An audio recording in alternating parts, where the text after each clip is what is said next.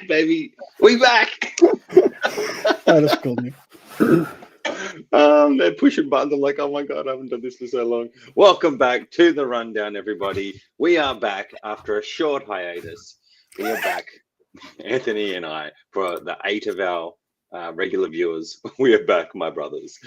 We are back to talk Deadpool and Wolverine. I think, I don't know about you, my favorite movie of the year, of the lifetime, of the world. Forever, my favorite movie. Anthony, brother, how are you, mate? Dude, I'm fine. Before we start, I have to say sorry in advance because I'm wearing my wife's lenses today. So I Nice. might be a bit sassier than usual. And yeah, maybe the movie of the year for me. But we're not totally unbiased to Deadpool, of course. So I'm completely it's not biased. a fair race. Not a fair race. But it's good to be back. Oh, crap. We got Lakagi back already as well. Justice for Waleed. Justice for Waleed. Lakagi, thank you again for those extra videos. We will be playing them annoyingly throughout the stream. Constantly, forever. Andre's back. Andre, brother, where have you been? I've been worried sick. You've been out all night. Go to your rooms. I don't even know how long it's been. I mean, I am Iron Dory, so I'm not going to remember that. But it's been a while. Know. I know that we stopped during daylight saving because that was kind of hard for me. Doing it an hour later, I'm working a lot. And it was before my move, so I'm in the new room now. Right. So it's been like more than 6 months, I guess. Yes. Yeah, at least, right? Yeah. Does anybody know in the chat? Let us know. It's been a long time. Good to see you back here, Andre. Thanks for coming back, brother. Renz is in the house. Jacket bros are back, baby. Look, it's very warm over here, but I had to suit up. I had to suit up for the show. I'm glad you suited up as well. Yeah, it's cold, so I could use the jacket. You could use the jacket. I could not use the jacket, but I'm using the jacket. Welcome back, friends. Thanks for being here, brother. And we got Butch. He's back. Look at that. Look at that picture. He's gone full Winter Soldier on us. It's great to be back. Hello's extended to everybody. Yes. Thank you, Butch. All I know is still the same mic. No, it's a different mic. God damn it. Look. It's a different mic. It's a different mic. Yeah. Same connection. Maybe I just can't use microphones. Who knows? Maybe it's your superpower. Your superpower is could be my superpower. Look, I'm surprised we didn't make this happen when the movie came out because I think I've watched the movie at least literally 11 times. I'm not sure, but I think I have. Yeah, I could be at somewhere between 10 and 20. Yeah, it's one of those. I think I've also watched the the Assembled. Look, I should know what I'm talking about today because I've watched the Assembled like 13 times and I've watched the movie like that many times too. It's so unlike us. I have to do it so I can remember things. Every time I watch it, I'm surprised by something new. I literally saw something last time I watched it that I didn't notice all the other times. I'm like, damn. What was it? I can't remember. Okay, so now I get how you can see something new every single time, Iron Dory. Oh man, Mila still won't let it go. She keeps hammering me. Still keeps dropping Iron Dory on me. Captain Unmikeable. You can't mic me up, baby. You can't do it. You can't mic me up. Oh my God. Look, I don't know if Often's going to make it. So Offen provided the screenshots again, Mr. Producer. Thank you, Mr. Producer. As always. But I do have a bone to pick with him. I have a very big bone to pick with him. He gave his rating already, guys. And if he comes today, I want you to roast him because I'm going to roast him. Well, he loved it. It was 5 out of 5 slashes for Offen. Well, okay, yeah. Well, as long as he's not here, we can get away by saying that it's a 5 out of 5 for Offen. I guess we can actually. Yeah, I guess we can. Offen, I'm so disappointed in you. He even said that it was almost as good as Loki season 1, episode 5.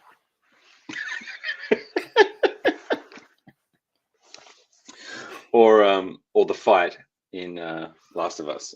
Yeah, almost as good as the edit in the fight. I told Lani what rating he gave it, and she lost it. Let's just put it that way. She's like, "What is his favorite movie then?" Return of the Mike. I mean Mac. I swear, is this Mike? Is this Mike bad? Is it? No, it's fine. It's fine. It's fine. Okay. All right. Now I'm going to be self-conscious. Well, look, we had to come back to finish the year out to talk about this movie because how could we not? I'm actually ashamed of us for not talking about it, for not making this stream happen when the movie came out. Yeah. The amount of times I've cried to this, I think I've cried to this movie more times than I've cried over loved ones. You've cried over the movie? Wow. When? Whenever I watch it. In the first 5 minutes? After the first 5 minutes? Minute 7? No, always at the end. Always at the end. You missed the mic. I knew you guys would miss it.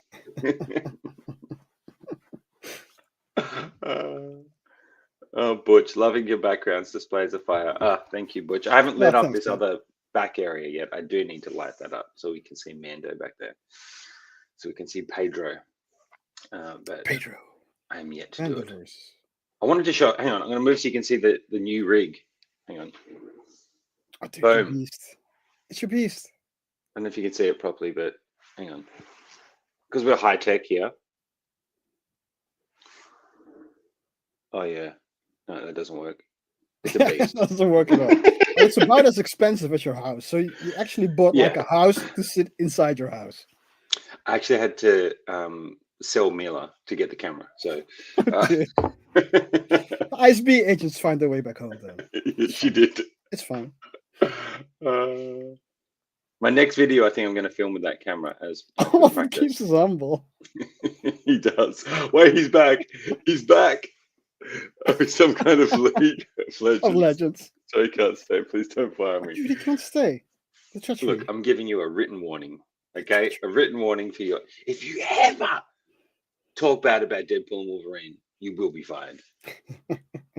So I started playing League of Legends with Arfan. Well, Arfan's the tutorial, and sometimes I join in. So it's been fun. Nice. I don't know how you do it. I can't play that game. I can't do it. Dude, it's the game that's like the game where you need to learn the most to be able to play it, I guess. Yeah, I wouldn't be able to remember. Apart from Dota 2 or something else. Yeah. Can't do it. Can't do it. Can't do it. Well, thanks for coming off, and thank you for the pictures, sir. I have about 40 pictures to go through, which, we'll just, whether we touch on them for a long time or not, I've got them there for us to reference because there's so much to reference in this movie. And first of all, those in the chat that are here now, did you love the movie? Are you excited to talk Deadpool and Wolverine? I hope you are, because I know I am. Can't even watch this show, so go switch to play the game. Can't do it. You really need to be able to find a way to do Arcane, John. No, we will. I've already told you. I promised. We will do Arcane. We're going. We could even do it, even though everyone and their mother has seen it already. We could even do it like in 3 episodes per week. Yeah, so we could do that. Be more copable for you. Yeah, we could do that. No, we will do Arcane, guys. We're coming back, baby. We're not just back for Deadpool and Wolverine. We're back. Okay. Whether it's every week or not, I don't know if it'll be every week just with this time of year, but we will be doing Arcane. I just need to catch up and watch it all. Then we can do it. Then we can do it. So how's that? A Christmas present for me to you often. We will do Arcane. More work. More work. If you can provide all the slides, thank you very much. Cheers. Thank you. Okay. I'm using a new computer, guys, so bear with me. I got an Apple Mac. I have no idea how to use it. I'm using this damn touchpad. I'm using the camera off this. This is why this is all different. By the way, are we going to do the Skeleton Crew? Do we need to do Skeleton Crew? I don't know. I haven't watched it. Should we do it? I haven't watched it yet. I need to. Have you watched it? I am watching it, and I'm also watching the What Ifs, but I don't know if we need to do those, to be honest. Yeah, I don't know if we need to do What If. I'd probably be more inclined to do Arcane, and then. What do you mean more inclined? We are going to do. Well, yes, over What If. Yeah, it's like I would do that. Educate. Yeah, before. We do Arcane. Yes. Yeah, I've been living out back in the Yellowstone for the last couple of months. So I'm all, Well, you I'm all live in cowboy. upright. I'm cowboyed up right now. I'm all cowboyed up. I want to be like Rip. That's my goal. People who watch the Yellowstone know Rip is the man. That's what I want to be like. Yes, dude, I don't have it. Yeah, look, don't. I think it's on Showtime over at you'll get addicted. I don't have Showtime. No. Rip! Me and Lani just walk around the house yelling, Rip! Literally, she literally bought me tongs. At least she bought me Yellowstone tongs, like for cooking. That's how cowboy I am. I want a cowboy hat. I was kind of hoping that I'll wear a cowboy hat. I was kind of hoping that she bought you like Yellowstone thongs, but it's tongs. Tongs. I'm like 80% carnivore right now, so I'm trying that out. Just eating meat. He's a predator. Steak for breakfast, steak for brunch, steak for lunch, steak for dinner. That's how I roll. The other 20% is Ferrero Rochers and Toblerone. But we're getting there. Steak smoothies. Just to wake up. Oh, jeez. All right, look. For those that have never seen this before, who've probably clicked on and will click off after 30 seconds, we're just catching up because we haven't seen each other for a while. But welcome back to the stream. All right. Yeah. So, and as an example of how unbiased we are to this movie, you have like an anecdote of how much you love Ryan Reynolds, right? Mm-hmm. Since he did Hannibal King. Since before that, Two Guys That Go on a Pizza Place. I watched Two Guys That Go on a Pizza Place on TV once per week. Back when I was young, used to air on normal TV. This is before streaming services, kids. Two Guys That Go on a Pizza Place was a TV show that he was on, his first big TV show, and I watched that, all seasons of that. Also, Green Lantern, new Guy Gardner. What's his face? Nathan Fillion was also on Two Guys That Go on a Pizza Place. Cool. So I'm OG, baby. OG. Yeah, but you need to tell, for the people that are new, you need to tell them about your love for Hannibal King. Okay, so Hannibal King, Blade 3 was one of my favorites when I was younger. I loved Ryan Reynolds. I wanted to be Ryan Reynolds. I was as jacked as him. I had the humor, but I just didn't have the hair, so. No, but I loved that. I loved his character in Blade so much that I even dressed up as him as Halloween. And I actually took pictures back in the day. I think I sent it to you. I do remember that. Yeah, I had a beard. I had hair at the time. Just not as good hair. But I did the whole kit up. That's how much I love Ryan Reynolds. Yeah, it was like a Wish version of Hannibal King. Yeah, basically, or Timu. Wish or Timu version of Hannibal King. It was a great picture, dude. Yeah, those were the glory days. The vest was epic, and the name tag that says F-U. Boom. So that's how deep my love goes for Ryan Reynolds. Add to that Hugh Jackman, baby. He's King of Australia. Come on. Yeah. King of Australia, baby. Jazzy's back. What's up, Jazzy? Yo, Jazzy. What's up, brother? He's back. Holy Batmobiles. That's right. Anthony's just flexing on us. And he's got his in-art Superman behind him. I still haven't got my Superman. Yeah, and so, the Hot Toys Joker is at the tumbler, but I'm sitting in front of it. You bastard. Anthony's a justice storage.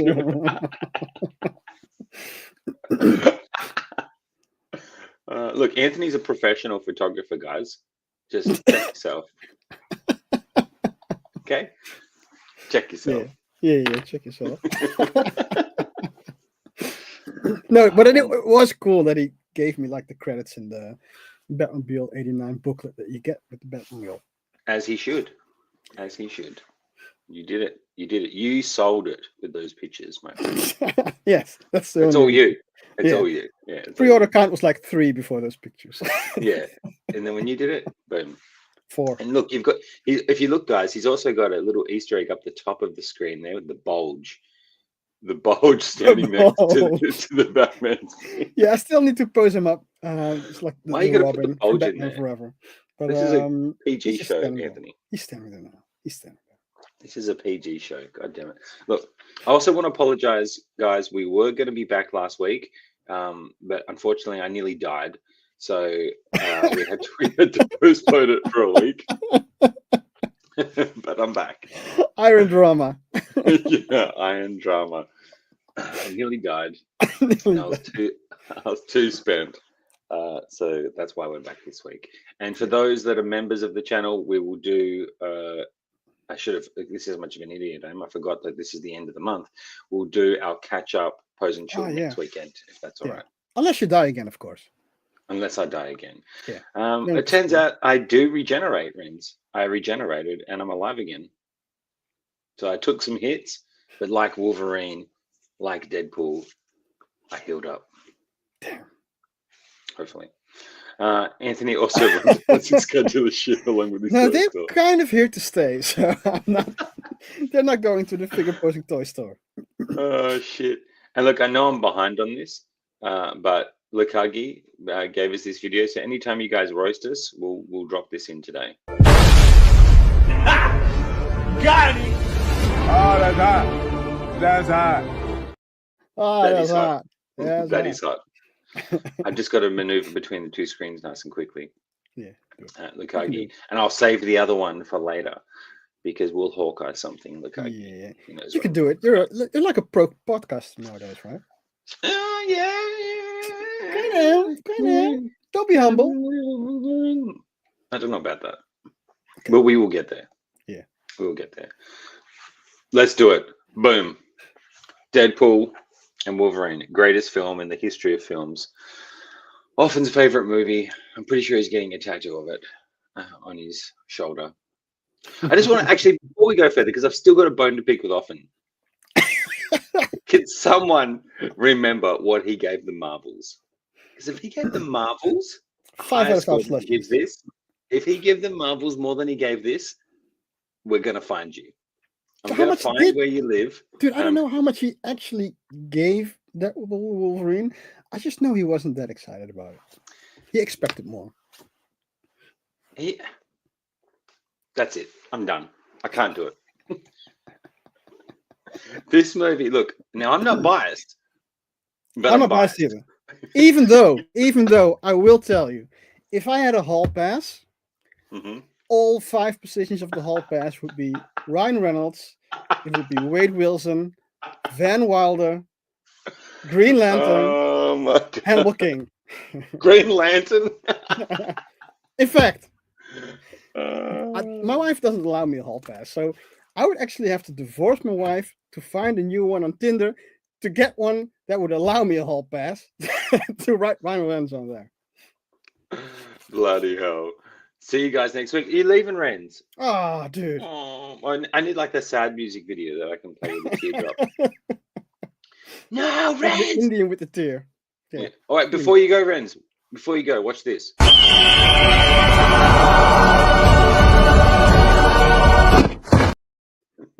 Dude, fucking Lukagi blows my eardrums out with that. I was kidding. Damn it! But thank you, Lukagi. You made me bust it too soon. All right, let's get into it. We're 20 minutes in. We made the people wait long enough. Yeah. We're back. If you haven't figured it out, Deadpool and Wolverine. I don't even know where to start. Like, hang on. What's the next slide? The intro. Let's just go to the intro. Yeah. Bro, when it kicked off and we're back at Logan's grave, come on. What were you thinking? Yeah, so before this, he already points out that this is going to be more of a fourth wall movie than Deadpool has ever been. Because in the other Deadpools, there's been fourth wall breaking, but it was kind of mild, right?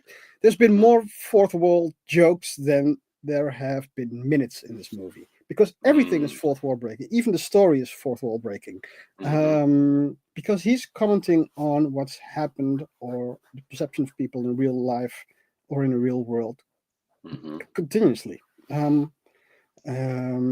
So even before that we see this picture, we have the I know what we're thinking. How are we going to do this movie without desecrating Logan, or the legacy of Logan? And that's when we get to this one. You couldn't have done it. I don't think, like, even from like the intro music, when you start singing fourth wall right away, like talking about the Marvel intro music, and Yeah. What made me giggle so much when that intro started was knowing how much Ryan Reynolds himself went through just to get this movie made. Like, Yeah.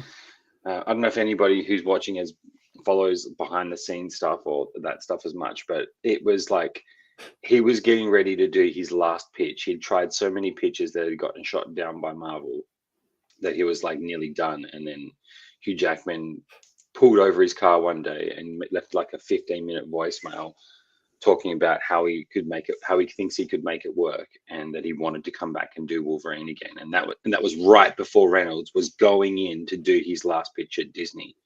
And just like what timing, it was like it was meant to be for both these guys. Like, yeah, and I've been watching interviews for like 2 weeks straight on with Ryan Reynolds and Hugh Jackman and Sean Levy.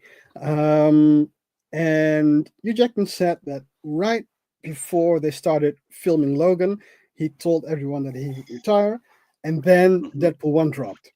And then he thought, fuck, I needed to be in a Deadpool movie. So he's been wanting to be in a Deadpool movie since Deadpool 1, actually. Not even since this movie. Yes. And then the idea kind of went away.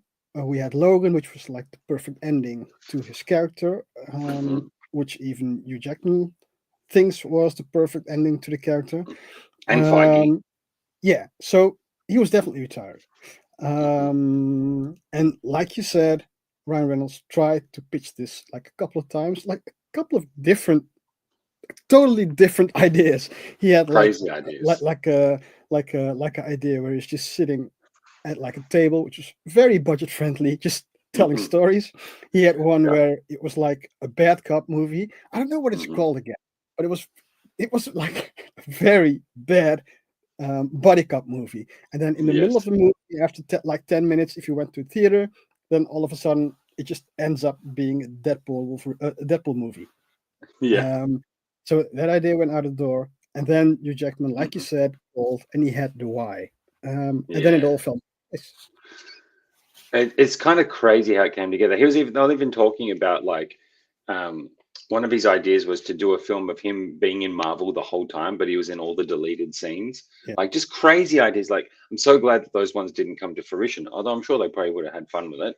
But this, like the way that this story, when you follow the background of the actors, like kind of mirrors what happened in real life with them, in the sense of like he was getting ready to give up, like when Wade's at the car dealership, and and Deadpool's going through his midlife crisis, so to speak. That's mirroring Ryan Reynolds like nearly giving up on playing the character when Disney bought Fox. Like it's just so smart how they tied it in. And it's, unless people watch, like I've shown this movie to a friend who's never watched a Marvel movie, and I've shown it to my dad. I took my dad to the cinema to watch this. I tell you what, into this intro when he starts like killing everybody, my dad's like, "What the fuck is this?" I'm like, "This gonna be a long movie. This gonna be a long movie." What the fuck is this? Yes, but when you know the behind the scenes, yeah. One of my favorite parts of the intro is that Deadpool stole the TVA dude's mug. Yeah, that's classic. The guy that was in love with him, absolute classic. But the fact that they used his corpse the way they did, and we're going to miss all the freaking, we're not going to be able to cover all the Easter eggs because there's that many of them. So if you guys have any that you thought was extra funny, like Jazzy says, he loved the baby knife part. I love the baby knife. Baby knife. That's so Ryan Reynolds too, by the way. Yeah. That's so Ryan And Reynolds. speaking about the corpse, one of the reels that they used to sell Disney on this movie, not only it wasn't only the idea of Hugh Jackman being in it, but also like this action sequence.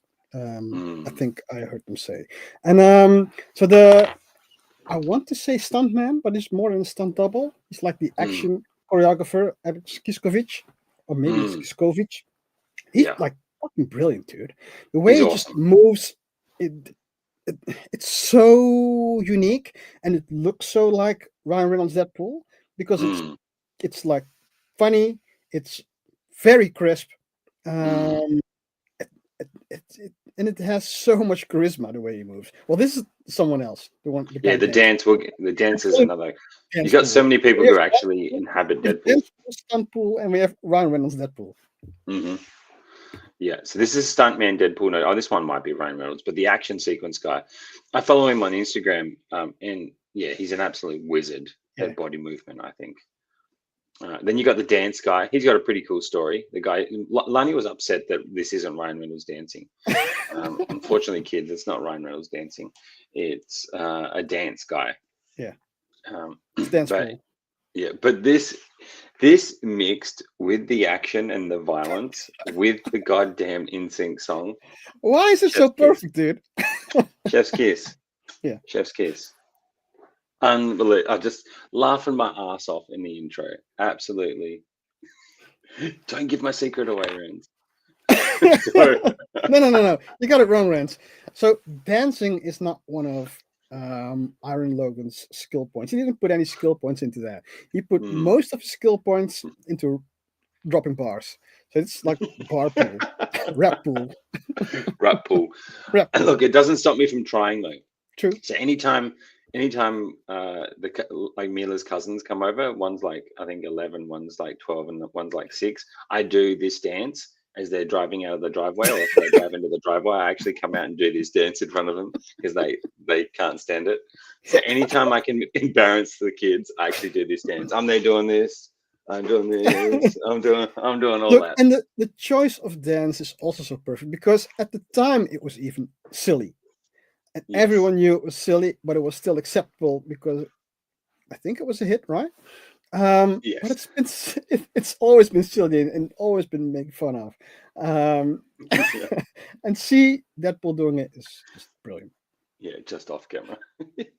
Well, I mean, for the age that most of us grew up in, these were the big hits back then. A lot of the other kids probably don't even, the newer generation don't know these songs as much. But when this song came on, I was just like, bloody hell, like he's going all in. And the music played a big part in this movie, especially when we get to the end and you get to the Madonna song. It always does. It always does, by the way. And like what you guys need to realize is this movie is so much like of Ryan Reynolds just the last 9 years, I think it's been, or however many years he says it was. Like it wasn't 9 years, was it? How long since the first Deadpool? It's been a long time, right? 2016, I think. 15, 16. Yeah, so about 9 years. Yeah. He had the idea for the Madonna song for that long of what he wanted to do. I actually watched this show of editors, the guys who edited this movie. There's this podcast who talk to these guys. I started it and then I stopped that one. Yeah. When they talk about the final scene, I guess we'll talk about it more when we get there, but it just shows you the difference that editing can make. Crazy. They even talk about stopping the music and they wanting to start the music again as soon as Deadpool hits the first guy. But then they decided not to and let it drop later, and it worked out brilliantly. That's how much thought went into that. Yeah, that final scene too, when they talk about it, was going to be so different, Anthony. Like that final scene when they're saving the day and you get all the flashbacks. Those editors literally like came up with that. Cool. It's crazy. It's crazy how they did it. But anyway, we have the epic intro, epic action, awesome music montage. Talk about setting the tone to get you amped up for the movie. In that sequence, he got to do what he did with all the other movies and how he does the intros. We travel back through his buttocks before we come to this part. After I think he whips out the claws. We get the Blake Lively reference. We get all these little funny references. We get to see Deadpool and how deadly he is as a warrior, which is cool because I like seeing the action, obviously. But just what an intro and what a way to set the tone using Logan's corpse to kill everybody. I mean, you see it everywhere, especially in the collecting community. People are making the skeleton and recreating the scene, and it's just, I think it's iconic at this point. Not even mentioning all the freaking Easter eggs just in this whole sequence alone with Favreau, and bringing Favreau back, the man who started it all. Come on. Like, how smart was that? And I love how, because like I said,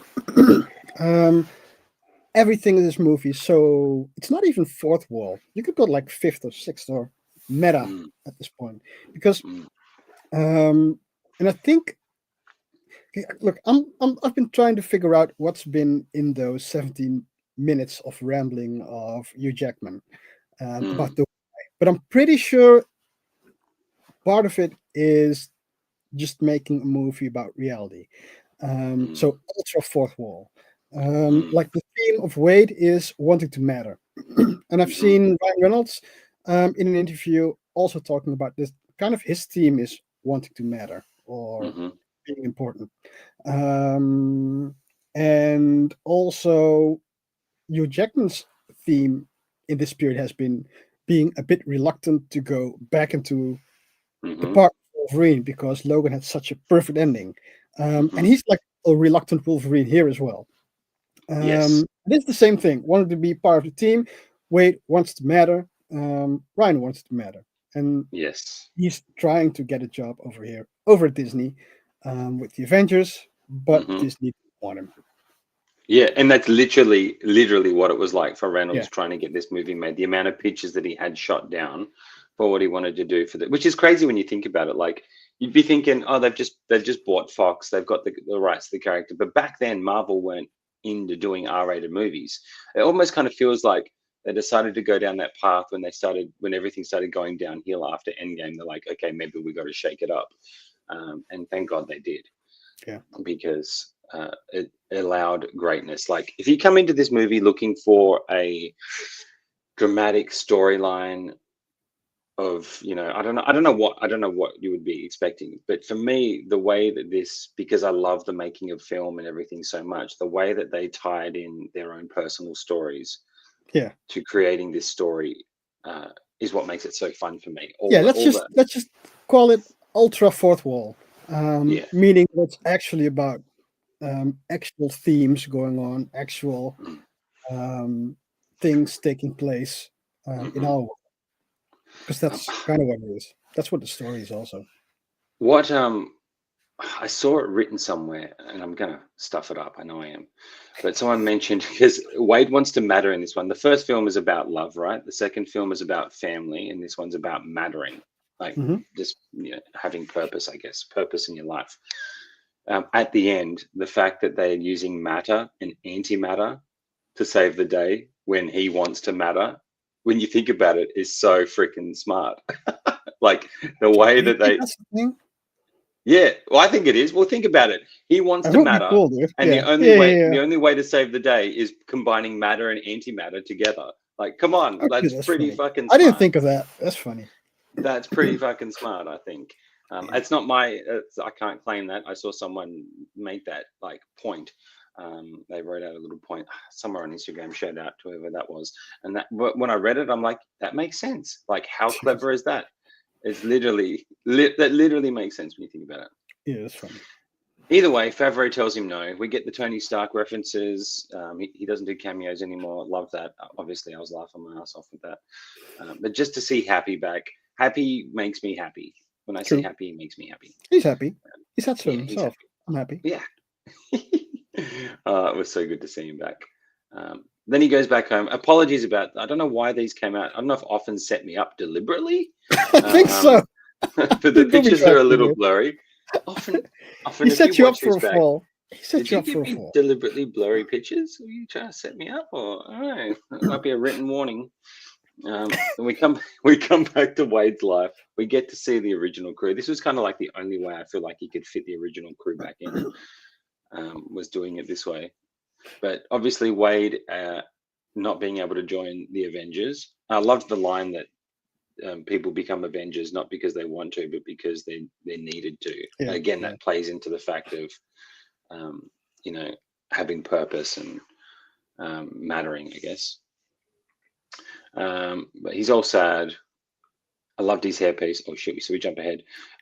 That's when the TVA come and get him. Or maybe go back first, because maybe we talk about who we see over. Who's the guy? Oh, it's okay.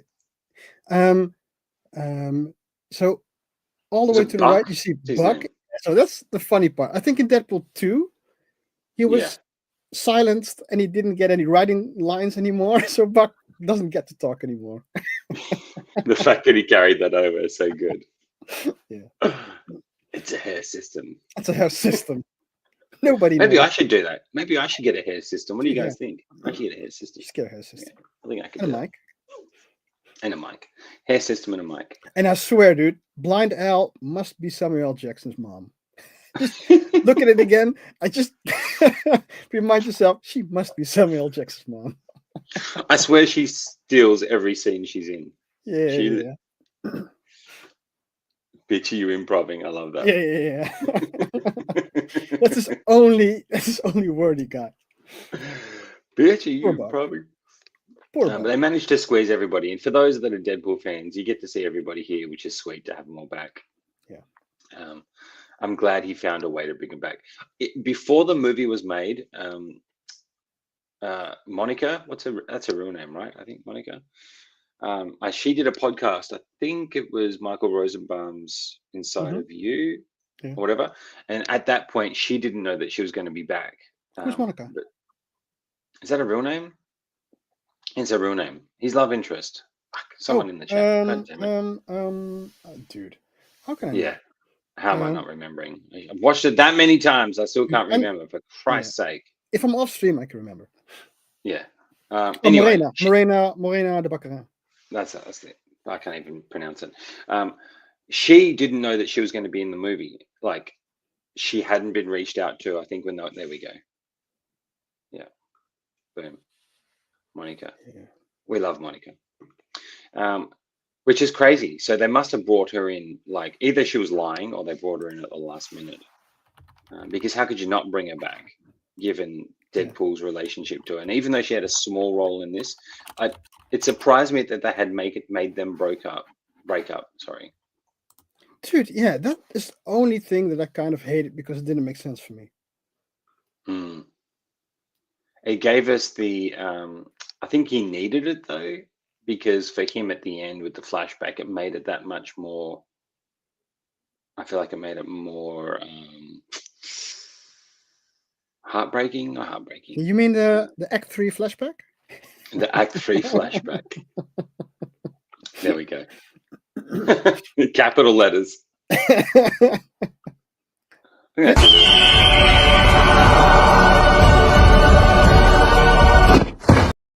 Oh, sorry. I know that's going to destroy it. Now that I know that it hurts your eardrums every time I do it, I'm just going to surprise you with it. That's for Renz.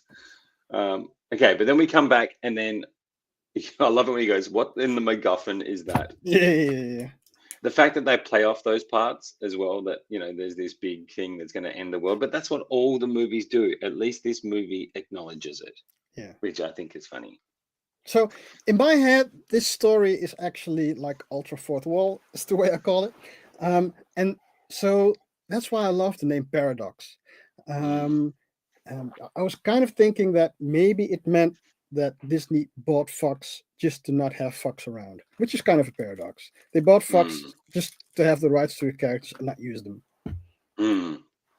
Well, they will definitely use them. They're definitely going to use them now. Well, that's for sure. Yeah, now they do. Now that Wade saved Fox or his universe.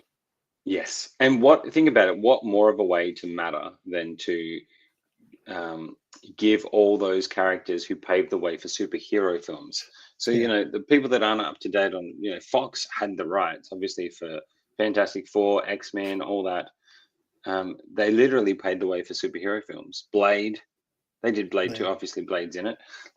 Blade, I think, was one of the first superhero movies I watched. First. Yeah, it's the first. OG, baby. Yeah. Speaking of, Hot Toys dropped that teaser of Blade. Come on, baby. Come on, baby. So the fact that now the anchor being thing, I don't really care about that. Dude, why not? It doesn't bother me. Like, it doesn't make sense that an anchor being dying. I don't think so. Okay. To me, it does make sense because drop knowledge on this. Like I said, in my head, this whole movie is fourth wall breaking, ultra fourth wall breaking. So I think that's also why I think that's the why also. Fox was worth something mainly because of Hugh Jackman's Wolverine. Yes. After Logan, Wolverine died. and then people lost interest in Fox, or at Yeah, least that makes sense. the execs lost interest in Fox. So Fox would slowly die after Logan. So that's why I think the anchor being dying I is like get the you. most important character of the franchise. Yeah, I get you. That does make sense, and that shows the regret. Like when Wolverine has the regret of letting everybody die. Yeah. He's like the regret of letting everybody that was part of those franchises down in a way. Yeah. And then he not only killed like the bad guys, he just killed everyone because of it. Yeah, actually, yeah, that makes sense. I was looking at it a different way. I was looking at it as in regards to making sense in a story of a character dying and then a timeline dying. Like who would because then wouldn't Tony Stark dying in the normal timeline but mean that timeline's going to end? That's why I'm saying I think the whole movie is ultra fourth wall breaking. This is only talking about what actually happened in our world. Yeah, that's so crazy. That's a great point, Anthony. What's the next slide? Why is Thor crying? Is that Thor? Yeah. Why is he crying? Yeah, I don't know. But it seems to be like something in the works. Because Paradox said, "My superiors deemed you special," which could mean a couple of things. It could something mean that may happen in the future that may need to be avenged.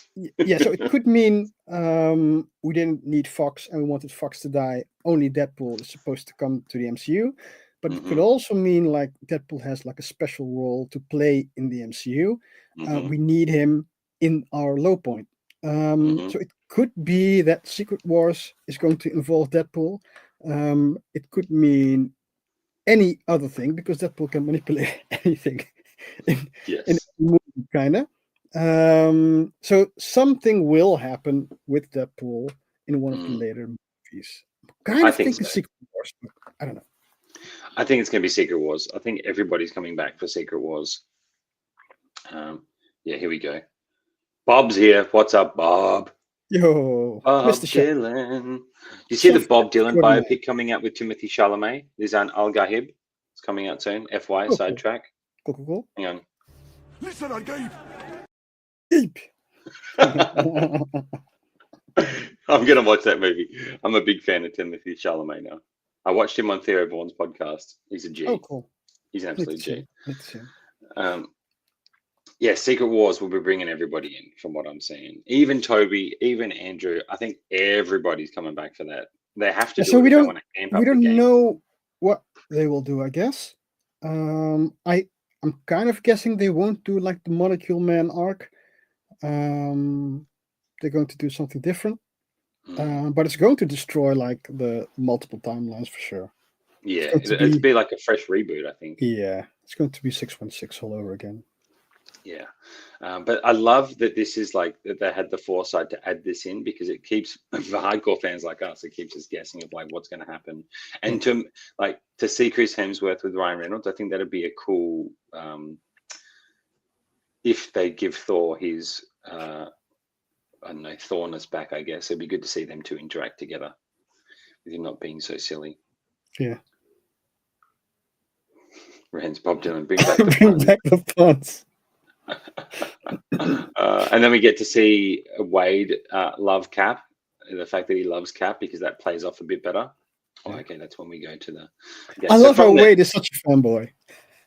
Yeah, he is a fanboy. He's one of us. He's one of us, baby. One of us. One of us.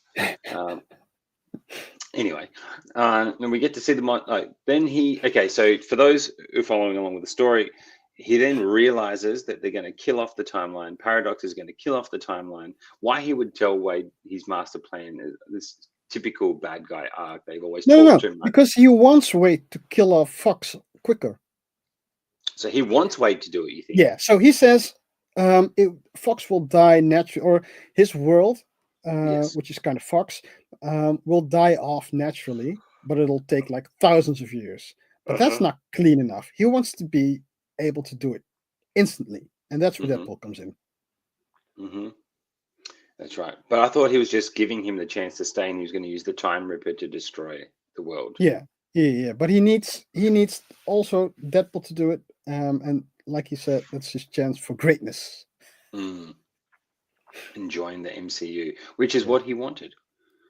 Yeah. Either way, Wade doesn't like it, and he goes on the montage look. Now, this Cue I the thought montage.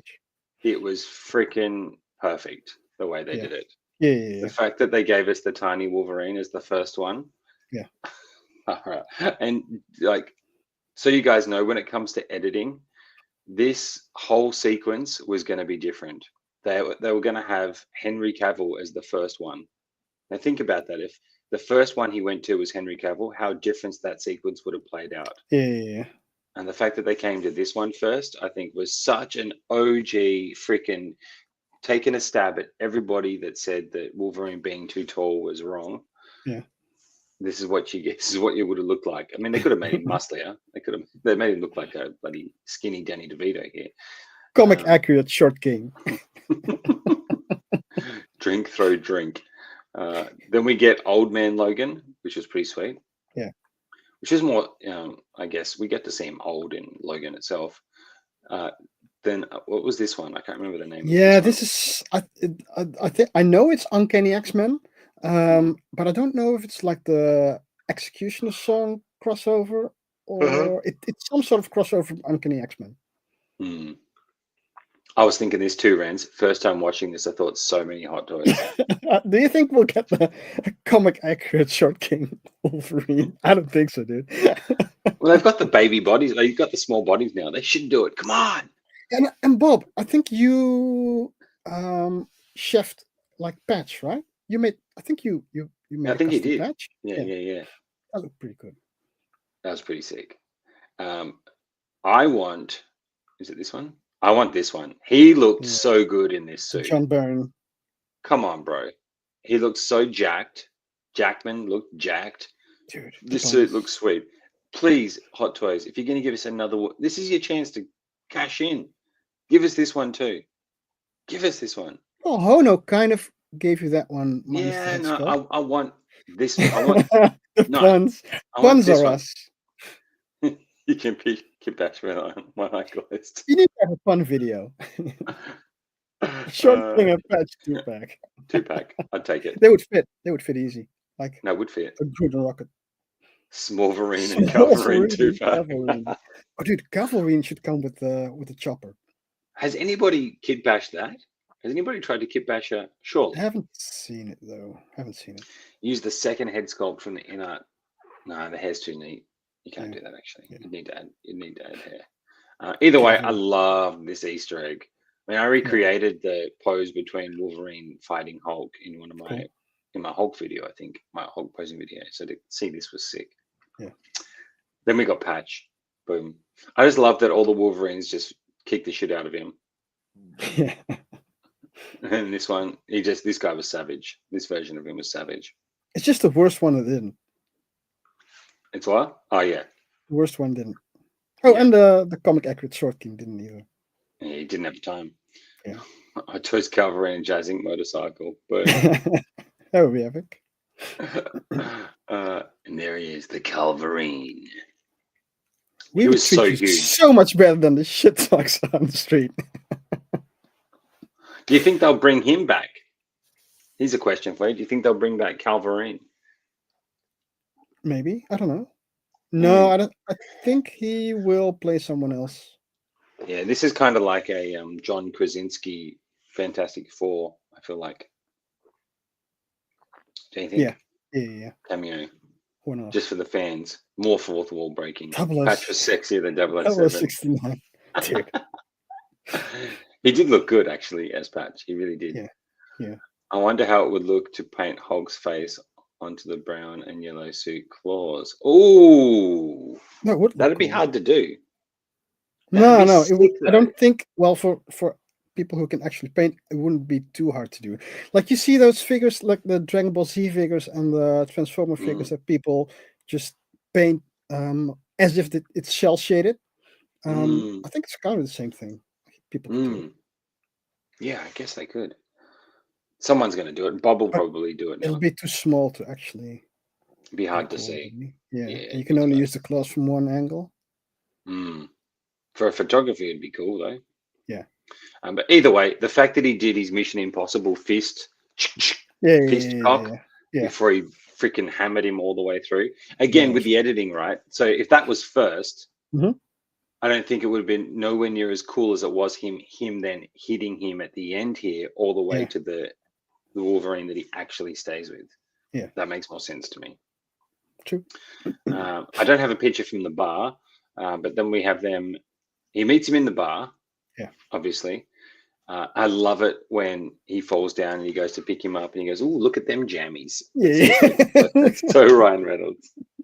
That's how I talk in real life. Come on, dude.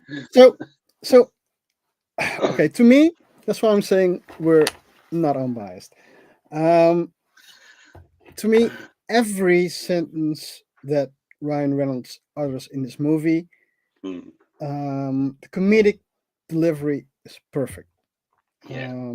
He's kind of like a souped-up version of Owen Wilson. Owen Wilson has like the same style where every sentence is like a fucking perfect delivery. And Ryan Reynolds has it even better. And I think they deliberately work very hard on every sentence they do, to be honest. So it's kind of and talent and working really, really, really, really hard and having fun on set, because they said it's like the best movie they ever made, or the best movie experience they ever had, because it's like making a movie with friends, which I can imagine. Yes. That's, I think, Anthony, what me and Lani, because me and Lani's on board with this as well. It's her favorite movie too. Yeah. The fact that when I watch it, I just get that it's just fun. Like, I just have, and knowing that they're all friends, and knowing that, like, Hugh Jackman, he tells the story when he worked with Sean Levy on Real Steel, like 11, 12, however many years ago. And he's like, if you ever work with Ryan Reynolds, and if you do, you'll always work together again. And then they end up meeting and doing Free Guy and then coming on to do this. Like, to know that the movie is made by people that have so much passion for these characters and the story, and not a freaking, like, not made like how so many movies these days are made. Like, if I was to compare it to other films, you watch a lot of new superhero films that haven't maybe been up there as much. There's so many different people who don't seem to care as much, I feel like, about the characters like these guys do. It comes through in this movie for me, how much they care about the characters. Yeah, and speaking about passion for characters, I think it was Sean Levy who like gave props to Ryan Reynolds as the main writer about how he wrote every character in the movie. I think he said that Ryan wrote every character as if it was the main character, meaning that every character got as much love as the main characters did, which supposedly is pretty unique. And I think it kind of shows that every character got as much love as any other character. Yeah, it definitely did. Now, when we were watching it, before we went to watch it, I'm thinking, oh, they're going to bring back some of the X-Men people. They're going to bring back, the bigger stars from a lot of the bigger stars from the Fox. But the people that they did bring back, I think, was perfect. And that's why these guys do what they do, because they had the foresight to do what we could not think about. What's Bob saying? When is a third party going to make a Peter pool? Oh, man, they need to. And an Artisan Nice pool. Man, I would buy all that. So I'm doing like 100 days of Deadpool. You are? Yeah, I took a break for Christmas, but I'm going to continue. I think I'm at day 30 or something. And I wanted to do like a nice pool Deadpool discussion. So I thought I would just take my Deadpool 2 figure and then put Qui-Gon Jinn's face on top of that and then shoot him from the back. Because I think Qui-Gon kind of has like long hair, which could be nice pool, right? I think so. Yeah, that'd actually work, I think. That's a good idea. You should do it. Do it. I'm going to do it. I'm surprised by the lack of Peter pools. I am. The chain accessory. Painful. God, I don't like my nipples being touched. When see people doing that. God damn it. Like you said, a friend of mine. Yeah, a friend of mine. And look, can we just talk about this yellow suit? Yeah. Come on. Do it. Now, before we go any further, I want to talk about, before we get into this epic fight, of all the epic fights, I mean, Baby they knife. went all out. Baby knife. Yeah. Get your special sock out, nerds. All those points from this fight. The Void is a perfect place, and I'm pretty sure this is when they're going to do Secret Wars too. Some of it will be here too, right? I think so. I don't know, but it would make sense. the Secret Wars comic was on the ground when they land here for the first time, which was pretty epic. True. Actually, catching myself before we get here, the fact that he's the worst Wolverine is classic, and that was Hugh Jackman's idea, by the way. That was Hugh. That was something Hugh Jackman said in his voicemail to Ryan. That how about we make him the worst Wolverine? Which is, if you're going to do it, that's the way you do it. You get because Wolverine is always tortured and sad and angry. So this is the perfect way to do it. You give everybody the most angry one. The suit looks amazing on him. Yeah. It's like it was meant to be. It was meant to be to finally get him to wear the suit. It looks so good that I've been looking at like cosplay costumes. I knew it, dude. Shut your mouth. Shut your dirty mouth. Yeah. I have to do it. This is your arc. So you started out as Spider-Man, and now it's come to Wolverine. Well, actually, I just purchased a proper Spider-Man mask for about $400, just under $400. I may still be Spider-Man. I'm making some life changes, guys. I'm back on the fitness train. No, nearly 400. Nearly 400. Like proper. I found someone who makes really epic Spider-Man masks. And I'm like, I'm going to get the mask first because Halloween, I can do that. But now I'm getting my new camera. Now I've got my new camera. I'm like, oh, hang on. Maybe I can get some costumes and film some stuff and make a little reel that I can use. It's meant to be. Side note, in WA here, right, in Western Australia, they're building. Did you say NWA? WA, that's what we call Western Oh, Australia. NWA. They're building two big movie studios are being built here for future potential Marvel films are coming to WA. It's 12 minutes from my house. Dude. It's meant to be. I'm going to become a videographer. Yeah, you should buy like an Odyssey and you go there. Oh my God. That's a great idea. Literally, big movie studio being built in Western Australia for new upcoming American movies that can handle budgets of up to 80 million, they reckon, or whatever, which is obviously less than a Marvel movie, but still, big studios. And now that I'm trying to become a videographer, my goal in life is to become a videographer and work in film. Being that it's 12 minutes from home, I'm going to be there every day, knocking on the door, let me in, let's go. If I rock up in a Wolverine outfit, you have the experience of being like a movie star, right? Well, yeah. I have a credit. I have a credit. Yeah. I may have taken screenshots of it. If anybody wants to go check me out, it's called It Only Takes a Night, Australian film. I'm in the nightclub scene. You may have signed a few copies of the screenshot. I may have signed a few copies of the screenshot for my fans. Go on, Etsy. Iron Logan. When is Anthony going to start uploading those creepy AI reels of Deadpool? Yeah, I don't know if I'm going to do those AI reels, to be honest. They look kind of cool. They look kind of cool, but it's not what I'm trying to do. I need to find a Wolverine hair system. Tell me about it, the Kagi. Okay, so here's the plan, right? I'm getting fit again. I'm getting jacked again. I'm eating the carnivore diet, 80%. Don't 80%. Ask Lani because she'll snitch on me that I do sneak chocolates, but it is steak Christmas. Dude, start the steak slushies. Oh, God. I don't think I can do that. But I want a Wolverine costume. I want a Deadpool costume. Don't tell Lani, but I also want a Spider-Man costume. I'm going for it. Dude, I'm going full cosplay, baby. I am pretty sure, I'm 100% sure. Oh, wait, it's an educated wish. I think you could pull off Cassandra Nova. Wow. Hang on. Fuck, I'm too slow. God damn it.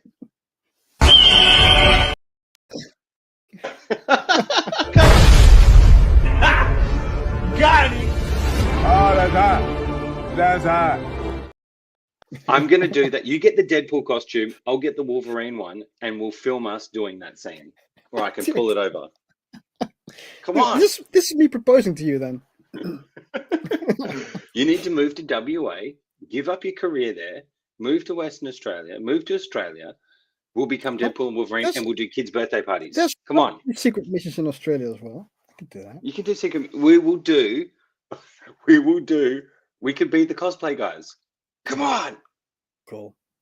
I just need to convince my wife. It's going to be okay. It should be fun. Stapled every corner. I think if you walk with the jacket, they'll have to hide in the spot.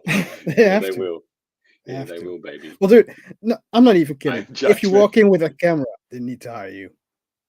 Yeah. Well, look, I've spent enough money on that camera to get me in the door. Now I've just got to have the skills to use it. That's all. Just got to have the skills to use it. Come second. Do the slow-mo walk as your intro. Dude, just put it on blast in like a boombox. Put it on blast. Yeah. Just walk in. I tell you what, though, this camera is freaking epic. Like, I'm filming real life stuff, and I have a gentleman, Rodrigo, who's teaching me at the moment. We do like a lesson. We've been doing a lesson a week, but we're taking a break for Christmas. But he's taught me, right, how to film someone in an interview setting with the lights like really close. So I've got this really crazy, it might hurt the camera, but I've got this really crazy light here. You see that one? Yeah. So like I took the shot with the lights on him to light him perfectly. And he taught me how to put in Premiere Pro, and then you film the scene where the person was. So you get them to sit there and you do it, then they leave and you film it. You pull the lights out, so the lights aren't in the shot and it's darker. And he's taught me how to cut out the person from the lighted scenario and put them in the dark scenario. So I know how to do that now. I'm like doing special effects, baby. I'm like, all right, now I can try and do that with something else. It's different doing it with real people than it is with. Well, yeah, I don't want to pat myself on the back, but yeah, we're getting there. Yeah. Anyway, the fight, baby knife, right there, epic. You look ridiculous. We should probably get back to the fight. You look ridiculous. Oh, hang on. Okay. The fight, first of all, when he does the clip, that's probably one of my favorite moments. The clip load, that was freaking sick. Dude, yeah. Come on. Yeah. Deadpool, the suit, by the way, as well, best suit yet. Best Deadpool suit yet. Yeah. Best Deadpool figure as well, so far. Best Deadpool figure. Yeah. When they dropped the battle damage version with the head sculpt, you know that's going to be gotten. Come on. Yeah. It's about time they do it too, actually. Fight was epic, but then we get this. Me and Lani in the cinema went absolutely nuts. Oh, dude, yeah. Over this. Did you know he was going to be Johnny Storm? No, because after Doctor Strange and the Multiverse of Madness, I just stopped watching trailers and reading anything before seeing the movie, because I am convinced that expectation just kills the experience of the movie. Oh, dude, you're cracking. But so I avoid anything that has to do with the movie until I see it, so that I'm surprised by everything. This got us. We had no idea. What about you guys in the chat? What did you guys think of this moment? He's gonna say it. But the Ryan Reynolds-ness of it, when he hugs him, when he goes stay close and he cuddles him, like, that's all I need. Yeah. So he's fanboying, but also just wanting to love. Yeah, just wanting to love Chris Evans. Yeah.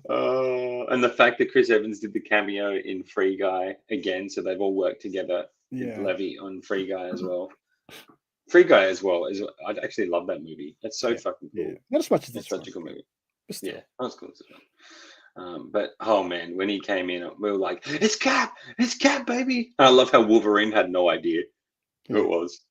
Who's that? Flame on! Flame on! And then to get done like he did, he got done dirty. Dude, by Pyro. Look how dirty he got. It's a flesh wound. He was right. It's a flesh wound. Do you know what he was doing to the budget? I love that. Dude, I loved the Brooklyn trash talk that Chris Evans had. Yeah. Even though he's not my favorite Chris. We thought we knew him, but we didn't. Well, the thing is, Chris Evans really is. I think Chris Evans is more like, as much as I love him as Cap, I think his personality in real life is more like this. Yeah, I think so. Because he only wanted to do. Well, that's what Ryan Reynolds said in an interview. Chris just wanted to do this part if the end part was in it as well. Yeah, which makes sense because he's a bit of a potty mouth in a few of my other favorite movies of him. One of my favorite movies, London, that I'm sure I've talked about before. Can't remember if I have, but I'm sure I have. Probably. Potty mouth in that. Yeah, I probably have. I think that and Billions. I don't know if you guys know, but there's this show called Billions. F you, Anthony. No, I'm off Billions. It's all about Yellowstone. Yeah, I can see that. Maybe I need to get a box set or something. Maybe a box set. It's finished now. They finally finished. Okay, how many seasons is it? 5 seasons, dude. Yeah, 10 episodes a season, I think, or 8 to 10 episodes a 50. season. I can binge that. Yeah, you can binge that. Maybe I'll just get the Showtime. Yeah, you'll want to get a cowboy hat. I'm just warning you. Probably.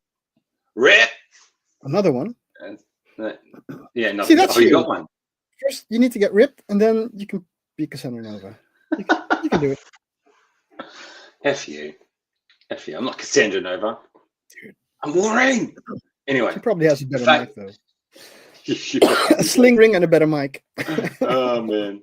The fact that they killed him like that, though, come on. The balls to do that was hilarious. I loved it. The throwback, all the extra villains here. It's interesting. They didn't get a lot of the main actors back to play some of those characters, but I was okay with that. I was okay with that. Some of them they couldn't get back, I'm pretty sure. And we jump ahead a little bit here. So they get caught by Cassandra Nova. They lay the plot out a little bit more that they're in the void. Loki season 1, episode 5. We find out about what's the monster called again? Freaking Goliath. That's it. Goliath is here. Season 1, episode 5 for Loki. And look, for people who, like my friend who hadn't watched it, he had no idea what was going on. He had no idea what was happening with anything in this film, to be fair. All those jokes were just going over his head. And I wonder if that affects, for people who didn't watch the Disney Plus shows, I wonder how that affected their watching experience. Yeah, I think a lot, because like I said, this is so ultra fourth wall that you need to know what's going on with Disney and the shows to appreciate all the jokes, because it's continuously, it just goes on and on. Yeah, I got to take the jacket off, bro. I'm sweating. Okay. I'm sweating. You're just keeping it R-rated over here. Oh, jeez. Yeah, look, when I'm jacked, don't worry. I'll be doing streams without my shirt on. Don't you worry about that. You'll know when I'm jacked. I'm jacked, man. Jacked. My friend asked, who's Goliath? And I was about to answer. Deadpool did it for me. Did you then slap your friend and say, why haven't you watched the 2 seasons of Loki? Because they're greatness. That's what you should have done, man. Slap him in the face. Go and watch Loki. John, but you've become a bit aggressive in the time we had. Maybe it's all the protein. Maybe. It could be all the protein. Maybe, or the TRT. No, I haven't got that. Thank you very much. Cool. Not yet. If I can, I will. If I can, I will. If I can, I will. I actually did a blood test to see if what my levels are like. Because if they're wrong, I'm going to get jacked. He's dead now. He's not. Renz is not playing around. Cover your ears, Anthony. I'm doing it for Renz. That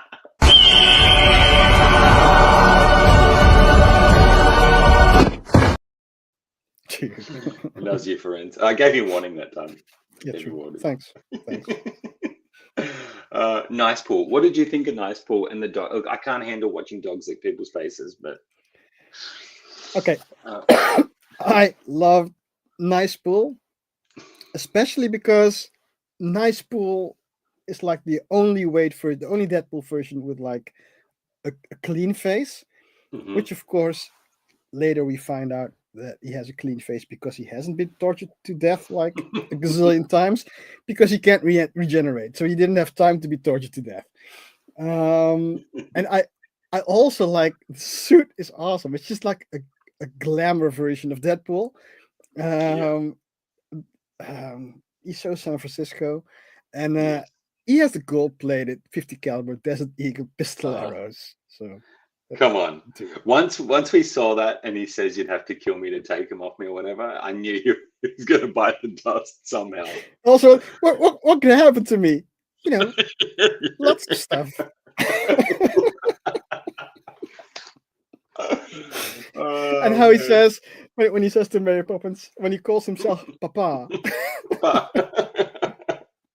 Yeah, I'm not going to lie. I've started saying Papa a little too much. Papa. Oh my God. What's the case? 3 months of chicken breast and beans, no salt will make you aggressive. Yeah, I'm pretty sure it will. I'm mainly on that steak train though at the moment. Steak, baby. I will say, I tell you what, since just eating majority steak, I'm nowhere near as hungry ever.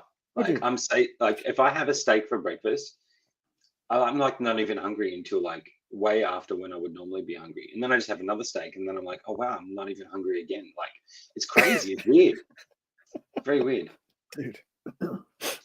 Iron Logan's turning into Weapon X. I'm gonna be. Dude, but it's not that weird though. I mean, if you like eat a cow a day, it would be hard to get hungry, right? Yeah, like I'm telling you guys, I'm only like 2 weeks in, so I'm like super fresh. But in these 2 weeks, I've already started to lose belly fat, and like I'm just not. I haven't eaten rice or like bread or anything like that. Other than like if we've been out, I might cheat a little bit. That's why I said 80%. But the hunger levels, all the cravings are, apart from the chocolate, are going down. Very much so. Okay, now before we get to that scene, Nice Pool's awesome. We set up getting the 50 cows epic. I love that he did the proposal, or was that later? I think proposal was later. Later. I can gently tap the fourth wall too. And I think it's so cool that was a bitch. You think that's what I do? Yeah. Look, Hot Toys. We've seen, if for those who follow Hot Toys, they know that Ryan Reynolds has obviously given them the rights to make all these Deadpool figures because he's advertised the new Deadpool. So they must have the rights to his face. Give us Nice Pool. Just do it. I think his package is bigger there too on Nice Pool. Look, his package is bigger. I just noticed that. Lighting. Why is his package so highlighted? You know, we're 1/6 collectors. It's the lighting.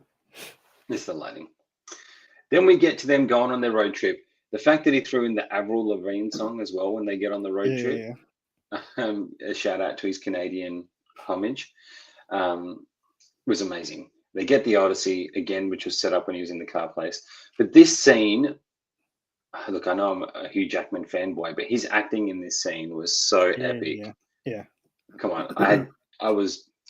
What's the word? I was buzzing when he did this moment when he was going off at him. They're just so good together. Nice Pool has two head sculpts. No, it's still one head sculpt. He just has normal and battle damaged. Still one head sculpt. If ever there was an artisan figure to be made, this is the artisan figure to be made. And an ear huggy. Come on. Yeah, huggy. Okay. Just the way he says it. But guys in the chat, tell me you didn't love this scene. Tell me you didn't love this moment of him going off at him. It's a real chance for him to let the aggression out verbally as opposed to physically before they freaking battle it out. Yeah, so coexist. Yeah, so I love. Wait, you got a Honda Odyssey? So I love this car setting for a couple of reasons. First of all, they wanted every fight to be unique. Well, this was a unique fight. That was cool. Second of all, both characters' themes come out in this part, but also their dynamics. It's like Deadpool being a fan of Wolverine and not feeling like he is enough and wanting to matter and doing anything to actually matter, including lying or giving like educated wishes. And Wolverine just loathes him. He just hates himself. And he just kind of needs to atone for what he's done. And you just feel the hurt. And these two getting together after Deadpool 1 and Deadpool 2, just being like love letters to Wolverine. First, because he just wants to be Wolverine, and then because he wants to die like Wolverine and he can't die. This is like the accumulation of that. It's like a buddy cop adventure movie in a way. It's what I'd always hoped that they would do when I knew that they were doing it. I was hoping that it'd be them teaming up, road trip type. It's literally like literally road trip. Yeah, literally on a road trip. When he's shooting the webs in the car as well. Oh man, like I just look. I'm gonna have to watch it again after. Like I'm gonna have to watch it again. I just love it. Like, this is one of those movies I can just watch over and over. Yeah. Because it's the feeling that you want of this movie, right? And it's in this thing, it's just Deadpool just continuously ADHD talking and then not being able to shut up and not being able to stand like quietness. He's like the kid brother you don't want to tag along, and he tags along anyway. Yes. And look, I've been told many times by my lovely wife that I don't shut up. So I relate to that. I'm the talker, like, yeah, I'm literally that guy. Like, I'm the guy who's talking to people who don't speak English, and I'm there trying to make the conversation with them. It's like, so, how's your weekend? It's just like, just shut up. I have been guilty of that. I wasn't proud of it until it was in this film. I've now convinced myself Deadpool and Wolverine were in my car. You got a Honda Odyssey. Shout out to Lakagi. I think your value of your car just went up, brother. I think it just went up. You should be proud of it. Be proud of your Honda Odyssey because it F's hard, as Wade says. Shout out from them. Yeah. Guess the TVA fixed your car, Lakagi. They should. There's blood and claw marks in it. Oh man, I wonder how many Honda Odysseys were sold after this movie. Anyway, yeah. And I love how before they fight, I think you kind of hear like the Music Man soundtrack, and then it switches to this. Yes, another Easter egg. Oh man. Anyway, this fight so epic, so brutal too. When he breaks his arm and then he shakes it out like that. I love that. Yeah. Freaking love that bit. How good does he look in that yellow? Come on. LA Rams uniform. Oh, okay. Now look, so after this fight, they beat the shit out of each other, which 2 epic fights so far in of these guys, which as the fan of action, you want to see that, which I loved.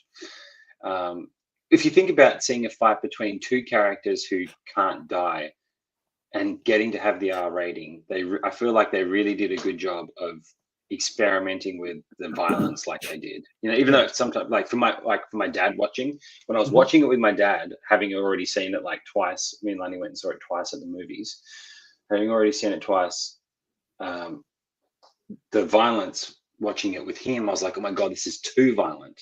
Dude, when I was watching it with him. I love that you and Lani go to these movies together because I couldn't get my wife to go to this, even though Hugh Jackman is in it.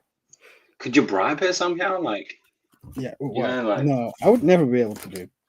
Oh damn, she's missing out. Tell her that I said only Joker 2, like a Joker 2 movie. That would be able. Yeah, I'll be able to do that. Other than that, no, dude. What type of movies does she like? Just tell her it's that. Lie to her.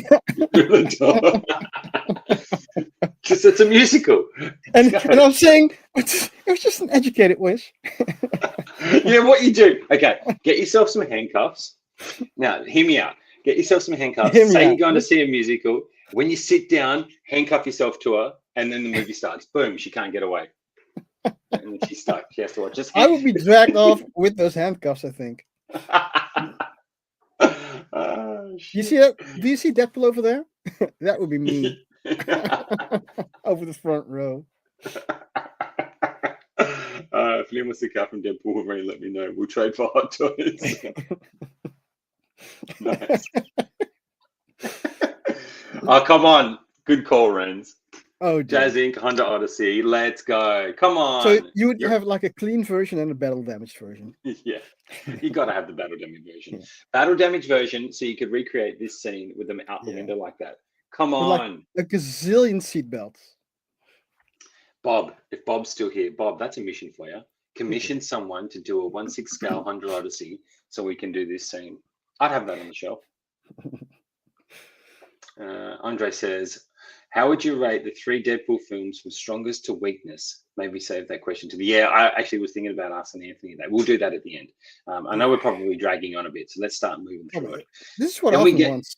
We're making Often proud. On the movie, he doesn't want to... Yeah. Often, I've still got beef with you. When Blade came in, I think my heart skipped. I think my heart skipped a beat when Blade came in. Now, yeah, mine skipped the other way, I think. But tell me yours. Really? First. Yeah, tell me yours first. Okay, right. There's no way Bob hasn't got one already. Yeah, I'm sure he probably does actually. Perfect pose for anyone who has a broken arm Deadpool. I don't even think you need to have like a broken arm Deadpool. Just turn the hand the other way, right? Yeah, just turn it. Yeah, just turn it the other way. I don't know. You could do that. You can twist the Maybe. arm in the suit. I think nearly so. did that with my I'm going to Spider. try it anyway. I'm going to try it. Yeah. I'll just Actually, try it with yeah, the 2020 Batmobile. Yes, do it. Now, I don't know. Does Often have beef with Jennifer Garner because he didn't give me any pics of Jennifer Garner as. So I was going to show all the cameos, Maybe but he he didn't kept them for actually give me. maybe he kept them for himself. I don't Maybe he know. kept it for himself. So anyway, she comes in first as Electra, which I did not expect to see. That No, shocked me the neither. shit out of Me me. neither. But when I saw that, I was like, oh god, it could be anybody now. But then I Blade love comes out. the workout. I love the walkout music. All of them. Oh yeah, definitely. For someone who accidentally broke Deadpool's arm. Oh, it's Yeah. supposed you can do. Yeah. Yeah. Blade though, come on, shout out OG. I've been a Wesley Snipes fan since White Man Can't Jump. That's still one of my favorite movies. Mhm. White Man Can't Jump with him and Woody, classic. And so back to Wesley. yeah. When I saw Wesley Snipes as Blade, I was kind of disappointed because in the way he walked, I think especially like the third cut that you have from him walking, he just felt like a frail old man Oh, who really? had trouble walking. I didn't get that. So that kind of hurt, to be honest, because I was a fan of Mm, him. But it kind of hurt me seeing him. It felt like he had trouble walking. But maybe- I need to check that next time I watch it. I didn't get that when I saw it. That's especially like interesting. the third cut. This one's fine, Okay. but then yeah. Oh, when he walked out, interesting. Yeah. I didn't notice that. I was too busy getting hyped up. Yeah. You can do that. Now, there's a line here that I just wanted to touch on when he said, "I thought you were retired." He's like, "Retired." It's like, I thought you were retired. Yeah. Retired. That was so classic. And he goes, "I don't like you." And then Ryan says, "You never did."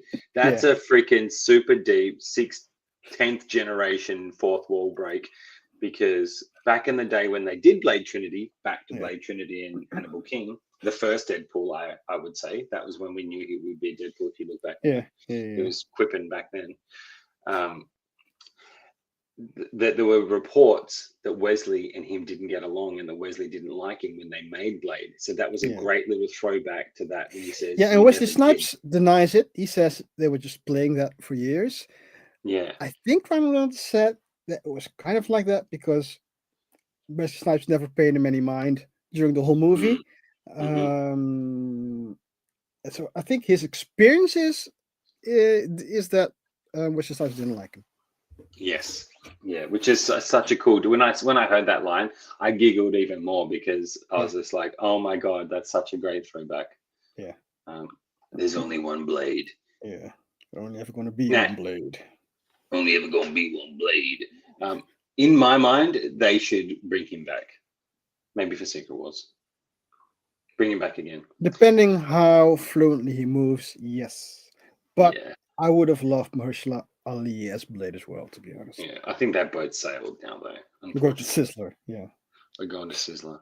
Well, the woke part of Disney, when they were making that movie, from what I've seen of reports, there was like, he wasn't even the main character. They made a female character be the stronger one, and freaking there was like one fight scene and all this bullshit. And they had to go back to the drawing board. Yeah. So thank God those days are coming to an end. We're going to Sizzler, baby. That's a classic. That's a classic. That they made a remake of White Man Can't Jump, and Lani loves the rapper that's in it, the white boy. What's his name? Jack Harlow. And I watched the movie with her and I'm just like, how dare they slap White Man Can't Jump on that movie? That was a travesty. Yeah. You're never going to be the original. We get Batman too. Before we get Blade. Well, I get the Batman in-art figure before the freaking second movie comes out. Who knows? Yeah. They'll have to give him a big bag of Marvel cash. A big bag of Marvel cash. That's a good attempt. Good job. Thanks, man. That was pretty good. Yeah, that's what watching 20 times will do to you, dude. And then look, another highlight of the movie. Oh my god. Far out. He was funny. He was so funny. Oh my god. All the digs to the movie not being made. Oh man. Like what Deadpool says, like, really? Were you? You just really wanted to, but it never worked out. And when he himself says, are all the people we wanted to save. Ren says it best. Ren says it best. Yeah. Ooh, I'm about to make a name of myself. Hot Toys better give us, if they're giving us the Blade and they've given us X-23, they better bloody give us this Gambit. Lani said if I was allowed to buy any more figures from this movie, I could get this one. So I would definitely get that one. And you know what? He did make a name for himself, because I'm seeing reports now that saying that they might actually bring him back for Secret Wars, or they might actually do something with him. And Ryan is actually pushing for a Gambit movie where he would. Look, he is like, he has lived wanting to go for a character as hard for so many years, and Channing Tatum has the same thing for Gambit. He'll push that through. Come on, I reckon they'll push it through.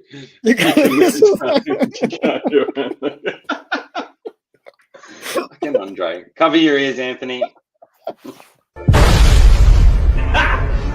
Got it. Oh, that's hot. That's hot. That music, when he puts the mask on and the way the camera zooms in, I was like this. Did you have your special sock on? Yeah, I have a special sock on for that. Dude, all these walkouts were fire. Dude. All the walkouts were fire. Come on now. Oh man, but he was such a highlight. Hilarious highlight. Yeah. He's the moment where he says, Blade. I'm gonna be on Blade. And the fact that it cuts to Deadpool and he looks at the camera, even in that mask, he conveys so much. Yeah. He really does, just with the mask on. Hot Toys should write their figure credits and info without spaces.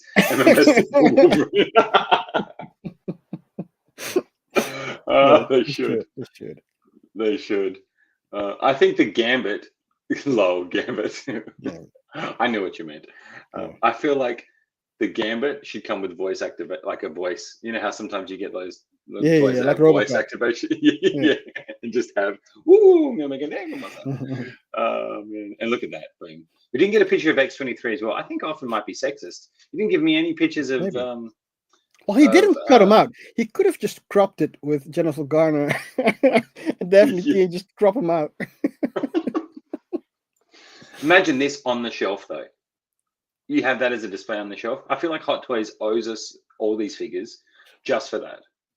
Yes, they owe you. With the Honda Odyssey behind them. Yes, Howard Chan owes you. I think he owes us this. And the flame effects.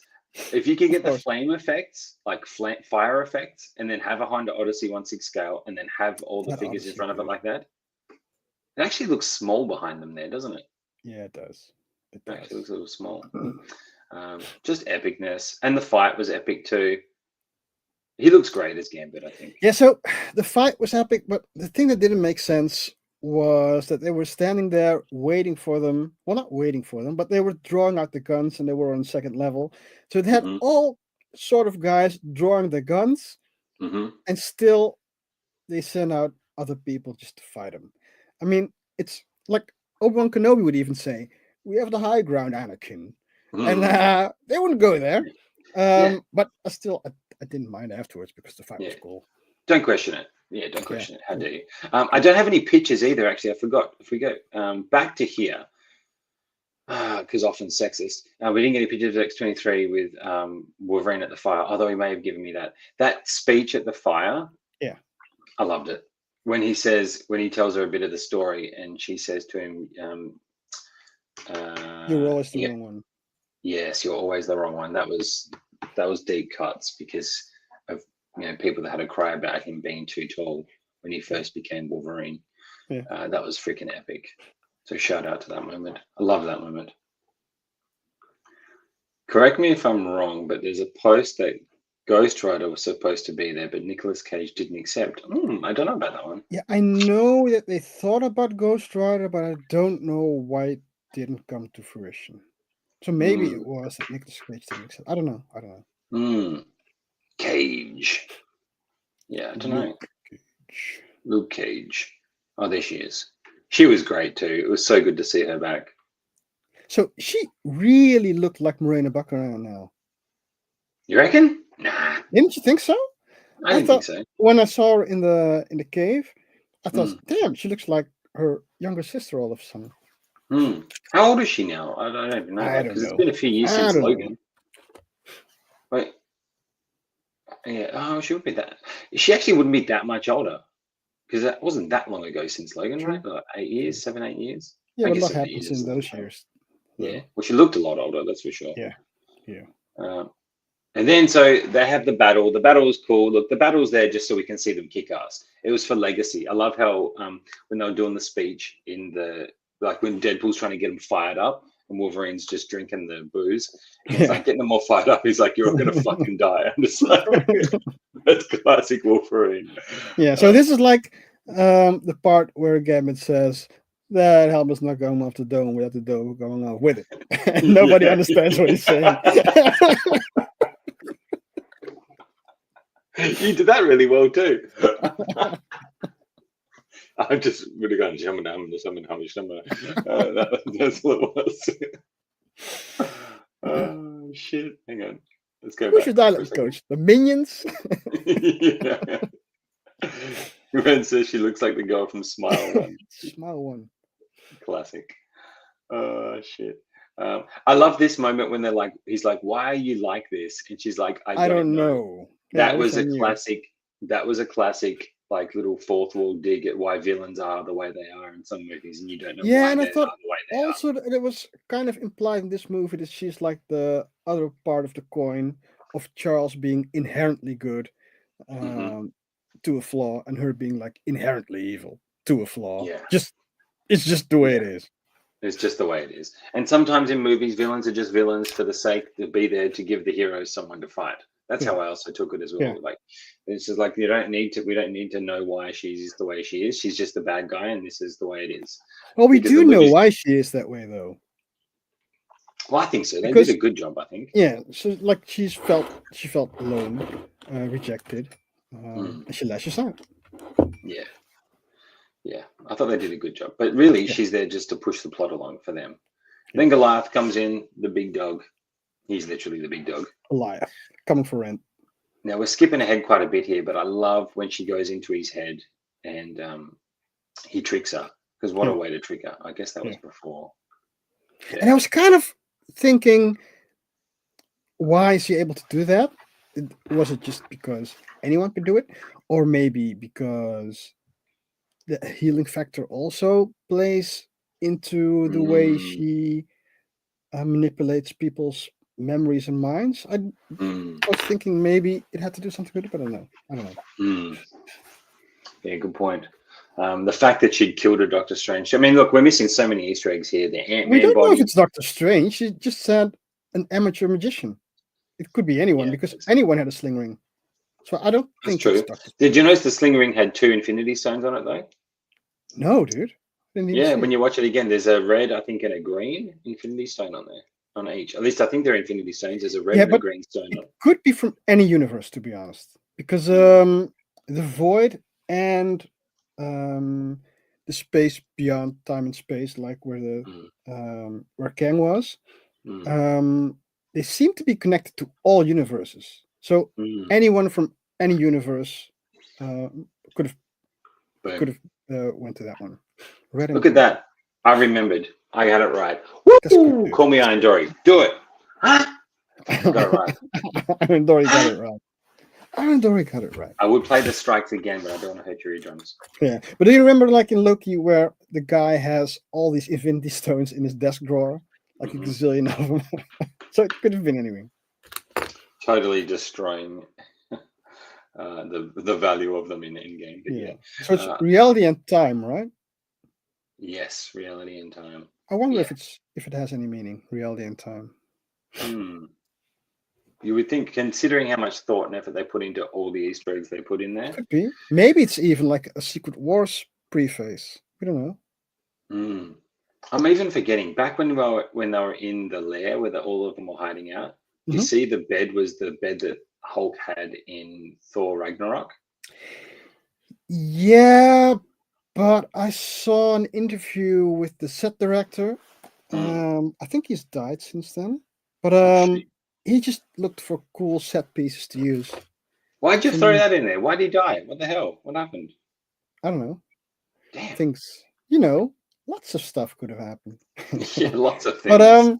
But so it could just be him wanting to have cool stuff like the statue of Wanda, or the wall of Wanda. I think that's what it was. But it was just a cool little the fact that they Yeah, used it. he just wanted to use it. So I don't know if there's going to be a story behind it. I don't think there will be. I don't think. I just think it looked. I don't cool. think so It's just either. a cool- I think it's just a cool little Easter egg. Yeah. That's a cool jump too by them. True. Yeah, that was sick. Then we get to the end game. With the final battle. I love the effects too of her putting her hands through his head. It's really filthy. Cool. Filthy. Yeah. They did a really good job, and he did a good job of being a douchebag too. Actually, Yeah, true. True. But then we get To Blake. to Blake. It's not even Blake. It's a freaking stunt woman. She just did the voice. Yeah. But still, all the voices here. You got McConaughey. McConaughey's the cowboy. Yeah. You've got Nathan Fillion. Good shout out to his two guys that go on a pizza place. Did the floating Paul Mullen as well, right? Paul Mullen. Yeah, Paul Mullen is the one that had the shirt on. Yeah, and What the else do we have oldest in is here? Deadpool, or the middle. Yeah. Middle or old? I don't know. Then we had all his kids. So his baby was the baby. Yeah. His daughter was the kid Deadpool. pool. I think his other daughter was somewhere else in it as well. How could those really? Wonder Woman stunt double? Oh, that's funny. That's cool. Thank you. When she says "Uzi time, baby," I love that moment. Uzi time, baby. Yeah, it kind of sounded I sexy. think Deadpool said it For sure. first, right? Uzi time, baby. Yeah, he does. Yeah, he does. But what a perfect way, because I was thinking about when we were watching, I'm like, what's the end fight gonna be? Considering all the epic fights we've had, what is the end fight gonna be? And just so many Deadpool series, so many shout outs to Deadpool and all the variants. I love it when he's just like, can we just end it with the multiverse stuff? Like, I love that, the fact that he calls out the decline of Marvel. Yeah. So yeah. I love that. I love that callback. I'm wondering, you guys that were watching it, like, you guys in the chat or people, if anybody else watches this after, like, were you enjoying all the little inside jokes? Did you feel like you caught a lot of inside jokes? Because for me, I know that's one of the things I enjoyed most about the movie is all the inside jokes, all the references, all the Easter eggs. That's kind of what made a lot of it. It is the movie. For me. That's the movie. Yeah, like, but I'm wondering, do other people see it like that? And maybe that's why I often didn't like. I'm trying to understand why often. I think often wanted an actual movie. And you like I said, you get like ultra fourth wall, and if you enjoy that, and if you enjoy Ryan Reynolds' delivery, then you're set. Yeah. I don't know. Let us know in the chat. What did you guys think? Did you enjoy all those parts? Welcome to the MCU, entering a bit of a low point. Yeah. So that's when he addresses the Deadpool core and he says, "It's miss after miss after miss after Endgame." And then Nice Paul's doing this in the background. Even Nice Paul, right? So all that stuff I found so hilarious. Yeah. Maybe often is upset at Ryan because he loves Marvels and things like that. Maybe that's what it was. I don't know. I know he loved Loki, season 1, episode 5. So maybe he's just heard about that. He definitely loved that. Yeah. He definitely loved that. And I love how Ryan Reynolds in the beginning, how Deadpool says in the beginning, Disney's so stupid. Yeah. They kind of are. But yeah. Regenerate? Once he figured out that he couldn't regenerate, I knew he was going for those guns. He wanted those guns. He needed those guns. Yeah. And what a way to get them. And the gold swords. Gold-plated 50 caliber Desert Eagle pistol arrows. Which I forgot when I watched it the first time because he lost his guns in that first battle with Wolverine in the Void. Yeah.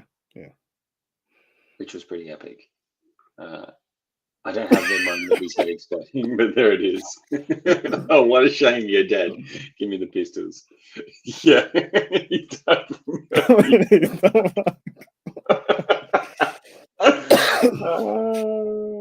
What? I didn't enjoy the film. I love Deadpool 1, Deadpool 2, so maybe it was because I didn't get the references that I wasn't invested in this film. Maybe. Hang on, And do I have I the just video? saw it Right. as he's just explaining everything that's been happening over here. Just like I said, ultra fourth wall. I don't have a clip. I was going to try and find a clip to insult you, but now I can't find one. Yeah. Trash. this is like Big yes, legacy. That is his legacy. But did you not enjoy the film because of the story or because of the references? Maybe it's because of the references. Well, the story I'm is the saving references, right? Yeah, the story. I'm saving you. Yeah, especially since after the last shot that got him. Yeah. Or when he's like, "There's a triage unit over there." Those are practically ERs. Yeah, triage. It's a triage. It's a triage. And then he says, "Why are we stopping? I need to rest a little." Oh shit! Yeah, I think if you come at this film as basically a way of showing Ryan Reynolds and Hugh Jackman their journey of getting the film made, of doing the buddy cop, I think you might enjoy it a bit more, maybe. And what's happened to Disney and what's happened to Disney and actually all that trying stuff. this is going to save Disney. Hello, friends. AJ's back. I'm stylishly late. The dude is back. Being the dude and bowling. Happy New Year, everyone. Did you crush it? You better have crushed it. Probably. Good to have you back, AJ. He's been getting some fire figures lately. He's been crushing it. Cool. We need a collection tour from AJ. He does. Oh yeah, look. And then I don't have the picture of the moment. Yeah, often really did me dirty on this one. He's had a blowjob handles. Oh man, when he put it on and that music, come on. Oh, he actually did crush it. Oh, good, cool. Woo! Great job, dude. I don't have a He's clap. about to make a name for himself. Give him a clap. You better make a name for myself. Now, I won't tell the story about the song, but this is when the Madonna song comes in for the first time. Yeah. We'll get to that in the next bit, I guess, because I want to talk about the song. Then we have the most epic one-shot, dude. Not technically one-shot, but such an epic one-shot scene. Now, that's obviously CGI here, but the actual sequence of them battling everybody, the way they did it as well, and to see how they made it in the making of was so cool. Yeah. What's this? I missed it. I have my stuff in a few spots, so it makes it too hard, but maybe if asked nicely. Well, that's just like your opinion, man, AJ. That's the That was a blast. Yes. Please do it, AJ. The fight was epic. I absolutely love the fight. I wish I had pictures from it often. Yeah, it was epic. Tell me you didn't like the fight, someone. Then we get Peter Paul. Yeah, because they regenerate, so the fight starts all over again. And then Peter Paul saves the day. Which was, I think, I didn't see that happening. In my mind, I'm like, what the hell's going to happen? How are they me too. All these guys? But it makes sense that everybody loves Peter Paul. Yeah. Because he's awesome. Just his nuts hanging out like that. Why you got to let your nuts hang out like that, bro? Was it nuts or is it gut? I think it's nuts. I don't know. I felt like it was his nuts. I felt someone it was could his gut, but I don't know. I'm hoping his gut. I think his gut was poking out at the top, maybe. I don't know. I was hoping it was his gut. I didn't like the fight. I loved it. Yeah. Yeah, it was epic. It's yeah, probably gut and nuts both. Okay. Why not both? I actually love that effect they used for like they did in Loki with the time turning the string. That was sick. So anyway, she's there trying to destroy everybody as the bad guys do. No one cares. Yeah, so the void would be the only place left. Yeah. Now, leading into this moment when they go down there, I love it when he says, I waited a long time for this team up, because again, it's literally just a reference between Ryan and Hugh of how long he wanted to do a movie with him for. I just want to tell this. Also that they're trying to save the universe, and they're kind of saying that Wolverine alone might have not been enough to save it. Deadpool alone might have not been enough to save it, but like a body cop Together. movie with both of them, listening to Madonna, that should work. Indestructible motherfucker. That's what he says when he comes in. This is the bit that, out again. yeah. This is the bit that I really love. Like, if you think about Deadpool's journey across the 3 films, the first one being about love, the second one being about family, and the next one, the mattering, like we mentioned again. And like you said, Deadpool couldn't do it on his own, but them together, literally fourth walling, saved Disney financially. Yeah. And I guess, what's the word? With a lot of the fans by making this movie. And you kind of look, you can agree or not agree with the decline of the MCU after Endgame. But I think, if I speak for myself, that I have enjoyed what came after Endgame, but another MCU movie or series didn't have the same buzz as it had before Endgame. Yeah. Look, I enjoyed a lot of stuff after Endgame as well. Like a lot of shows. I love a lot of the Disney Plus shows. Actually, I've rewatched a few of them quite a lot. But some I haven't rewatched, and that's not because I deliberately didn't want to rewatch them. It's because I haven't been interested to rewatch them. I've not rewatched Ant-Man and Wasp: Quantumanium. I just think that was I just didn't enjoy that movie really. Like I thought I would. Not like the first Ant-Man and the second one. So there's been films that I just haven't rewatched, and I've rewatched all the other ones multiple times. So that just tells me, as someone who wants to love everything, that some of it just hasn't had that, that spark. Yeah, I could even say that I've enjoyed most of the things after Endgame, but I didn't love them like I did before. Yeah. Like, I like Eternals. I actually think it's quite a good movie, but I'm not. If I'm sitting down thinking to rewatch something, I'd go back and rewatch something else over that. You know what I mean? Like, like I'll probably never watch a few of them, Ant-Man and Wasp. I don't know if I'll ever watch them again. Or maybe I'll go back to them one day, but I'm just not even that interested in going back to watch them. Yeah, I just got like a short from Kumail Nanjiani saying that Disney put them all on tour when the Eternals came out, thinking it was going to do very well. Well, it just actually bombed. Just didn't really see it coming. Yeah. But actually, like I said, I actually liked that one. I thought that one was all right. I think it was. I think my expectation was very low because of all the reviews, and then I enjoyed it after. But I don't think I think I saw it on Disney Plus. Yeah. Now, Waleed, he was the highlight of the of the multiverse. The real Marvel Jesus. We need an artisan Waleed, dude.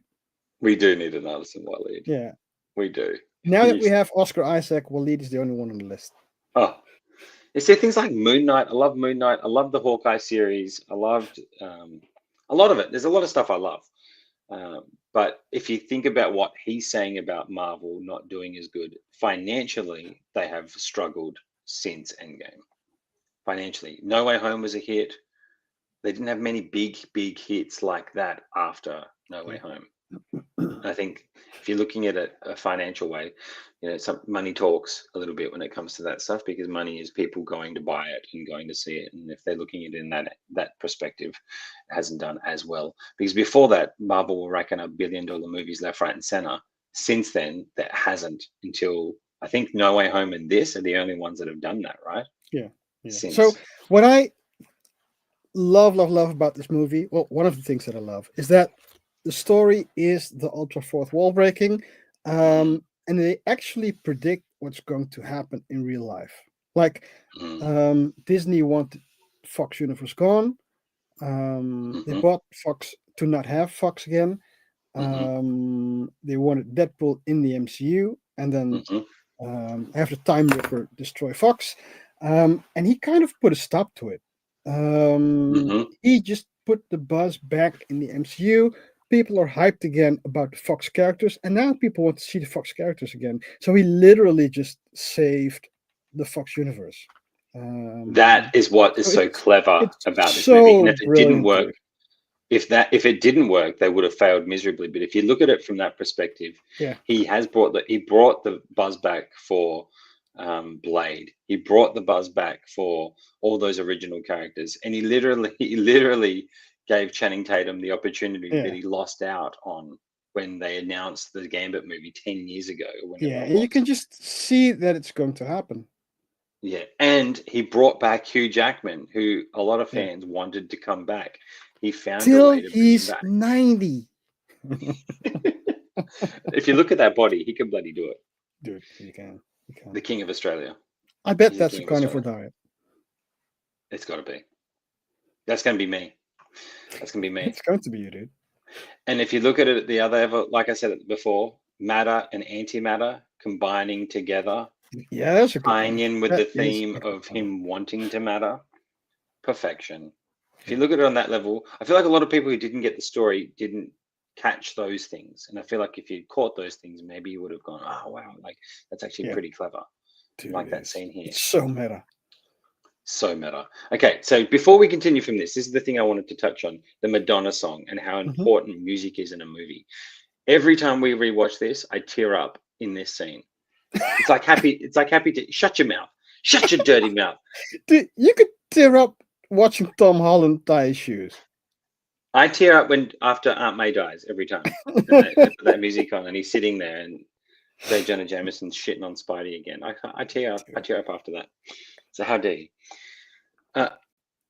Okay, story behind the Madonna song, and this is because I love music and I grew up, doing music and being a rapper. Like, it's a musician, don't worry. Yeah, because you're a rapper. Yeah, because I'm a hip hop. You basically just cleared the path for Vanilla Ice to exist. We know that. Basically, you know that. Basically. But look, I don't need to take credit. It was either like that. You, Vanilla Ice, or MGK. Yeah, or MGK or Eminem. Christ. Or Eminem, yeah, more like the Australian Eminem, but nonetheless.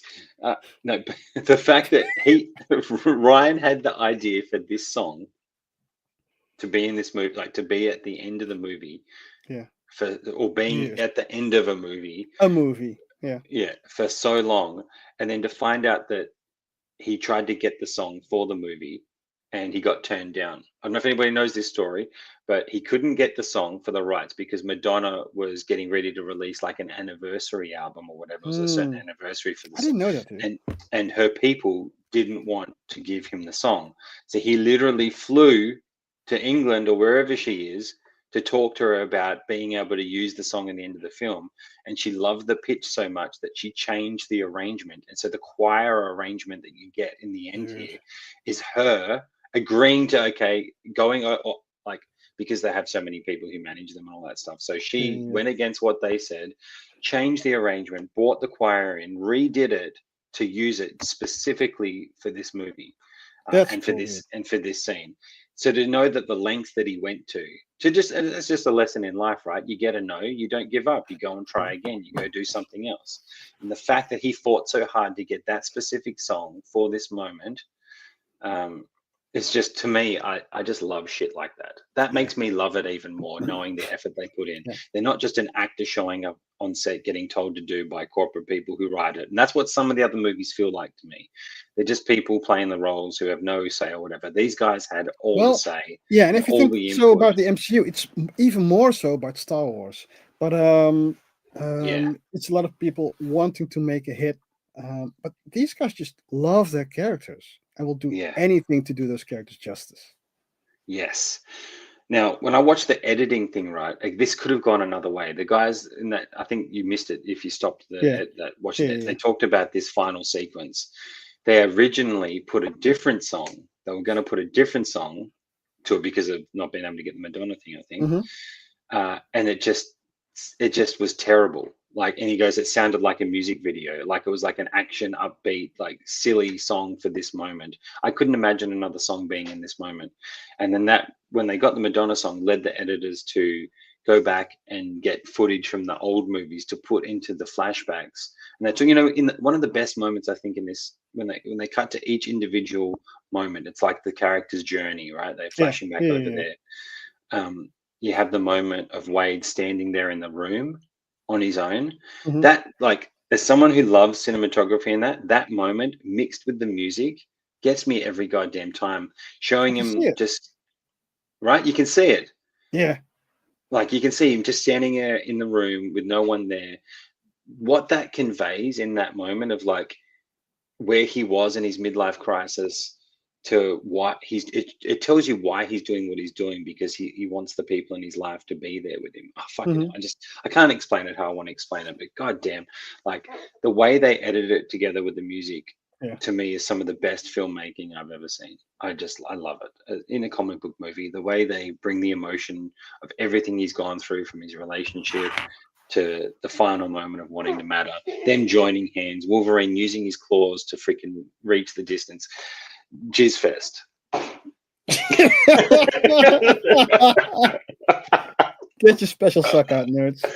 Oh man, to me, it's one of my favorite moments in a comic book movie ever. Is this final sequence of them doing it together to save the day, and save the day they did. Fucking hell, just Dude, any sentence in this movie is my favorite moment. Even stupid things which aren't inherently funny, like when he wants to get away with Dogpool,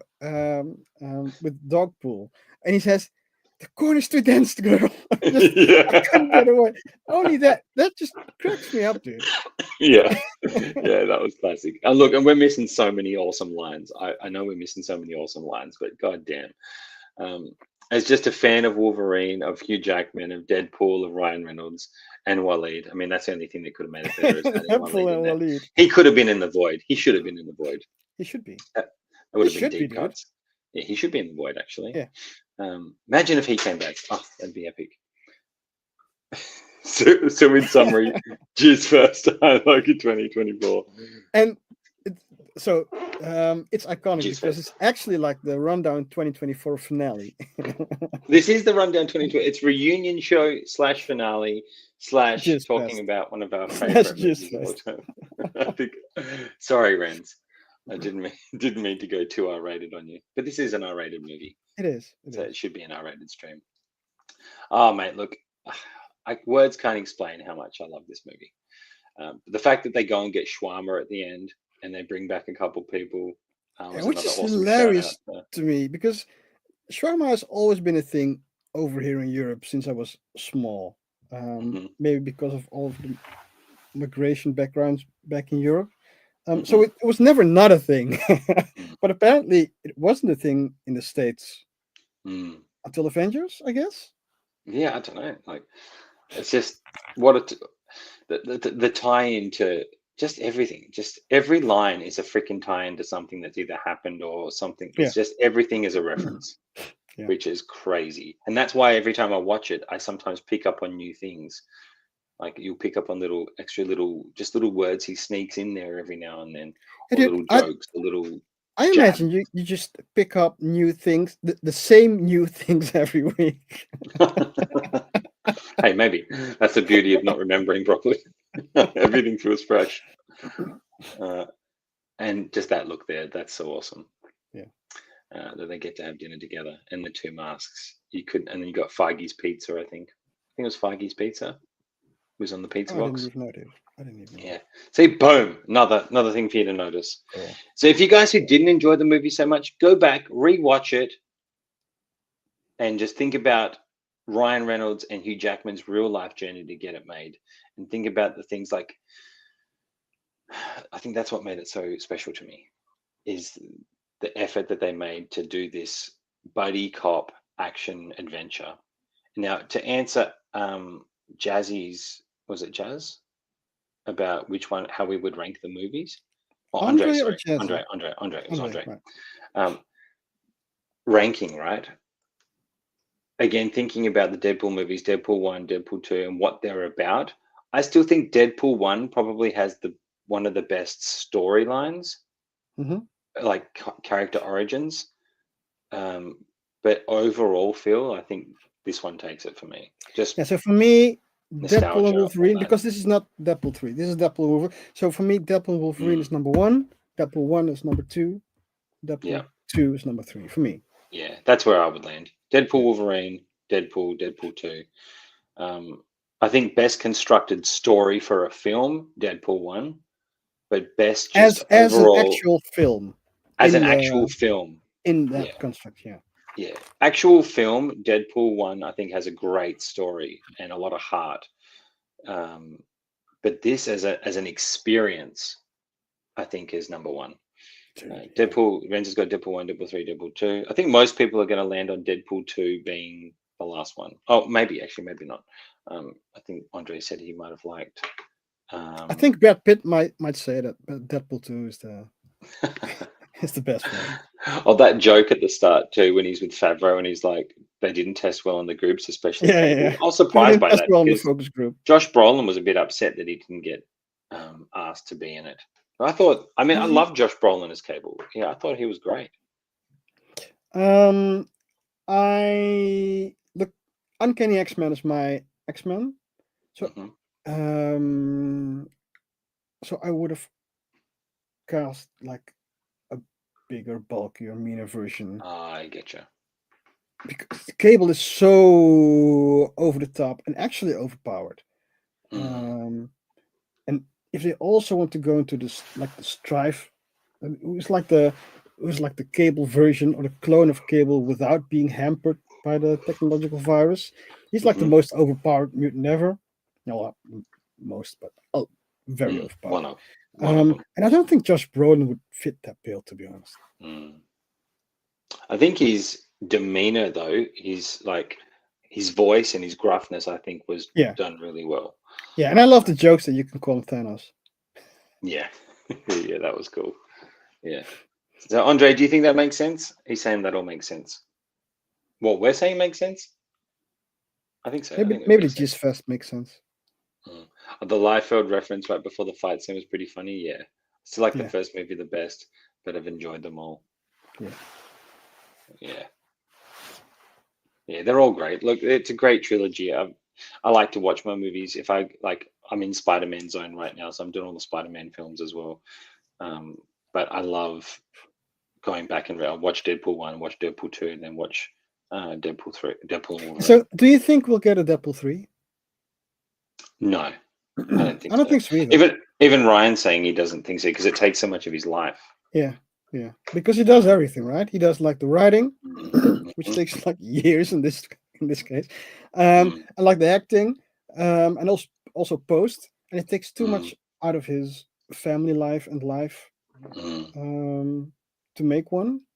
And also, I think in his mind, and maybe he's right, another experience can never be as good as he had with Sean Levy and Hugh Jackman. Yeah, I don't see.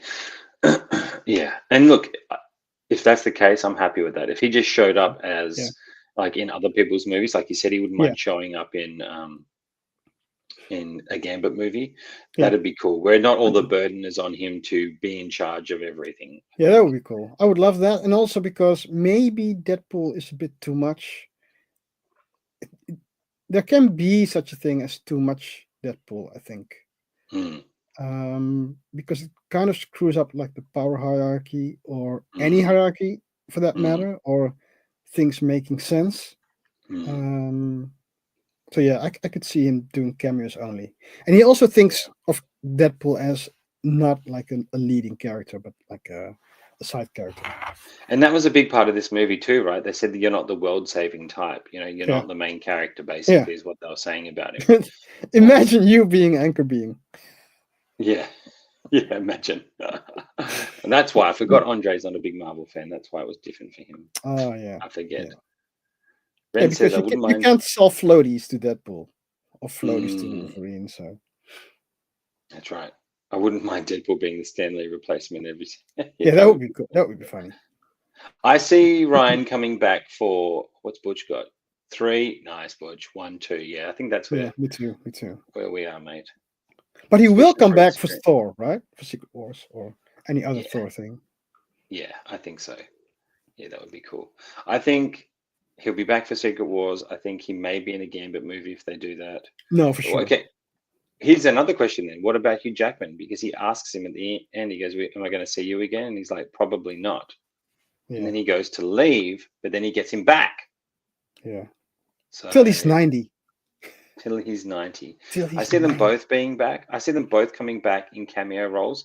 But if you think about it, as we are Deadpool and Wolverine fans, this is like the ultimate. We got everything we wanted. Yeah, so I can see Wolverine coming back also as a cameo for like an X-23 movie or something. Andre, I wouldn't mind Deadpool being a cameo on as Twin Peaks love interest. I've got to play a video for that. What one should I play for that? I don't know. We'll just do this one. Got him! Oh, that's hot. That's hot. I know it's not a roasting, but Hugh Jackman. I literally just stare at Hugh Jackman putting the mask on every time I play that. That's the greatest mask put on in the history of mask put-ons. Mask up. Well, Iron Man has a couple of cool ones. He has a cool one too. Yeah, that's cool. That's true. Don't make me feel bad about not showing love to Iron Man. Shut your mouth. Shut your mouth. It's Aaron Logan, so I can understand. I can understand. I wouldn't mind. Oh, yeah, that's the one. One way out. Fuck it up. Dude, I love the library. Coming too. I love the library of jokes we've accumulated over these rundowns. We've got a lot when you think about it. Yeah. We're definitely going to do Andor season 2 when it comes out. I think that has to be a week by week effort. Yeah. Yeah. Dude, I love how the group's back. One way in. Yeah, actually, shout out to all you guys for coming back for us. We screwed you over last week. We said we were going to do it and then we didn't get it done. Well, not we. Well, okay. Thanks, Anthony. Throwing you under the bus. Thanks, mate. You can take it. I was actually nervous about coming back. It's been so long since we've been on. Oh, dude, like, me too. I thought it's going to be us two talking to each other. Yeah, I was worried about that. Like us just talking about Deadpool. And Arfan isn't even here. Deadpool and Twin Peaks would be the next Andor scheme. Andor scheme. I didn't sleep well. Oh, brother. Thanks for being here. Thank you, mate. Thank you, man. Thank you so much. Thank you all guys for coming back. I have a ton of stuff I still need to watch. Yeah, maybe watch Arcane. Because I think we need to do it. Pegging is the way. Not my first time, you know. Look, let's put it this way. I'm not going to tell you how many I've watched, but I've started watching Arcane, so I will catch season up. 1, I guess. I'm still season 1. Yeah, I'm still season 1. But if we do like three episodes each rundown, you could watch like 3 episodes in a week, right? Yeah, I can try. Yeah, I can try. No. Trying this now that you can do it. Okay. That's from The Rock, by the way. I think it's Sean Connery who said that, right? I think so. Yeah, I think. No. No. It was Ed Harris, I think. Who said it? Maybe. Yeah. I think so. That's a classic movie, though. I love Trying that movie. for pushes. No, it's Sean Connery. You getting Jinx, John? And how many? No, I don't think I'll get Jinx. Yeah, I'm gonna try. But maybe I'll feel differently after I've watched it all. So they've done the Arcane figures. They've done them really well. They started out with Kaisa, with Ash, just from the League of Legends game, and I thought they really did them poorly. So I'm not even going to get them. But Jinx looked very cool, and I think Fire's going to be very cool as well. Let me close this off so we can get back to us. I do have a little announcement. I've got Paul Atreides from InArt on the way. For those directly from InArt, right? Directly from InArt. This is the first one I ordered. Listen, I gave. The first one. Listen, That's the first one I ordered from InArt directly. I actually got an email from them saying, "Hey, you can get it early if you like." So I was like, "Oh, hell yeah!" So hopefully that'll come. It says once you make the payment, 20 to 30 days. I'm like, really? Dude, the amount of figures coming out at the moment it's so insane. Hot Toys just dropped like fucking tons of figures this last InArt week. Dropped everything. J&E dropped it. Hot Toys are dropping everything. They're trying to get it all out before the end of the year. Some money coming in. Can't wait nice for and currently waiting on 300 invoices. Yeah. Yeah. Nice. Joker 4-pack coming. Oh God. Yeah, it's bad, dude. That's a lot. And you got J&D, right? So the J&D Joker is out. J&D Joker, I got invoiced for that. I'm expecting an invoice for the 4-pack Joker. And then Superman came out, and Harry Potter came out, and the Artisan Joker came out. It's a lot this month alone. Yeah, bro. I haven't got that much that I've ordered coming in. It's mainly just Paul Atreides, and I'm still waiting on Superman and the Batman. Yeah, I didn't get an invoice for Paul yet, but you got directly from Inart. So this one I did, yeah. Because Australia was able to do direct orders since Paul Atreides or before. I think since Paul Atreides, because as soon as I knew I could do it that way, that's when I did it. And I actually pre-ordered it day one. Oh, that's one of the first figures I pre-ordered day one. Yeah. Because I think we went to the movie. We went to see Dune 2, and we came out of Dune 2. Yeah. And Kazani was like, "You're not going to get it." And we went and saw Dune 2, and she's like, "Okay, you can get it." I was like, "Yeah, you know it." It would be cool to pose it with the Dune bucket. That would be actually sick. Look, that's a great idea. I don't have that. I don't have that, unfortunately, but Maynard Soups is in a warehouse somewhere. I hope it arrives today. Yeah. Oh, nice. It's cool. It's cool. I don't even know. I haven't got no notification at all about the soups. You were late on soups, right? I was late on. I wasn't that late on Superman, but I ordered it from Sugo Toys, and they're always late anyway. Yeah, because like those resellers will count their pre-orders before they'll put in their order over at Inart, I guess. Well, when Inart has like a pre-order open at 4 a.m., I just set my alarm and I'm ordering at 4:03. So that's why I usually get it pretty early, because Kit is usually pretty fast in those things. Yeah, you're way faster than me. I normally don't pre-order straight away at all, if at all. Sometimes I just buy it when it comes out. But Dune, I was so hyped that I had to. We love the Dune. I just love the Dune movie so much. Oh God. Yeah, I enjoy it. I don't love it that much, and I almost canceled the figure, but it looked really cool still, so I didn't. Oh, so you've got Paul coming? Well, I didn't get an invoice even yet, but I pre-ordered it. Mind games.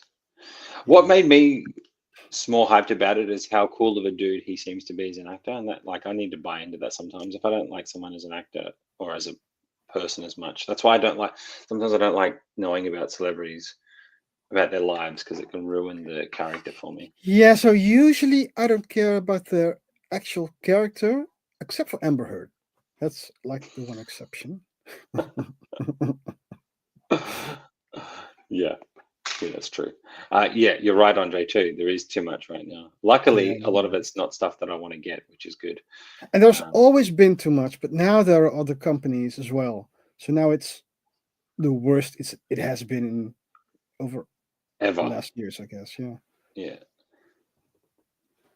Yeah, and I didn't want any of those releases. The last Hot Toys release I got was John Wick. That's the last one, the new John Wick. Yeah.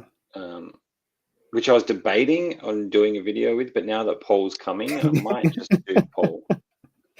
Like the thing, it's like a firefighter. Alarm goes off, he slides down the pole and does his pre-order.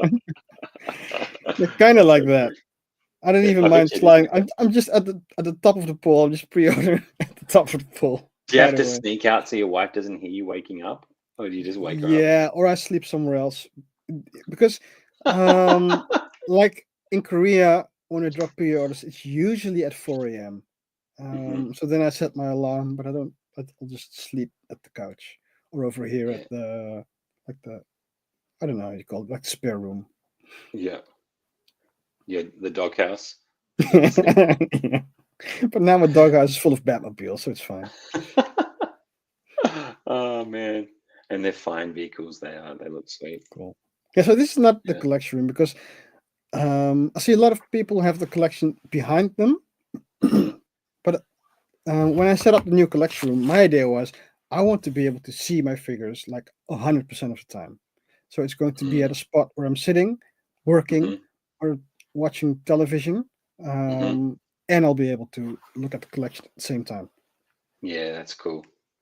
And this is like my work office now. So now that once I hopefully start getting some gigs filming people, I actually have a gig. Well, like what I'm going to do for free for a guy I know who Kevin, actually, he was on the Endgame podcast, the last episode we did. I'm going to go film him in the gym a little bit and Cool. use that as some practice to maybe make some videos for him for his business and stuff like that. So that'd be cool.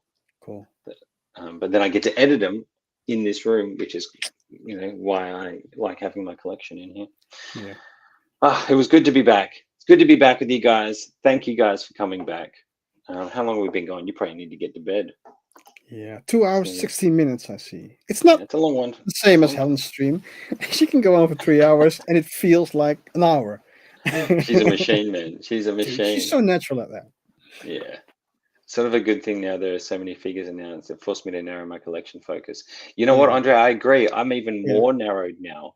Like, legit, I had got none of these new releases. I mean, I do want to get Spider-Man 2099, but that's one I'm going to, if I get it, I get it. If not, I'll be okay. Yeah, I'm going to try to get less as well, because now that I know that my actual house, before I had the fantasy like that my collection space would be infinite, and now I know for a fact that it's not infinite.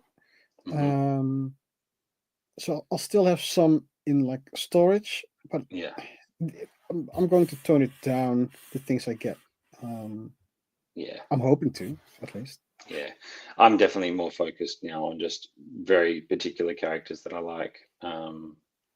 I think it's a good thing. It's a good thing because I'm nearly out of space. I need to be very creative. Like that cabinet back there is, it's going to be tough to fit more stuff in there. I just fit the damn gantry in there, and that took up heaps of space. Way too much space. Yeah. It was great seeing everyone again. So cool to have the club back. And thank you for coming back. Like, thanks for making the time to come back. Like, it's been a long time. An unpainted Nightmare Batman sculpt. Oh, that's sick. Cool. I'm going to try new stuff next year. That's awesome, Renz. That's Are you going to paint it? Are you going to paint it yourself? I think he will.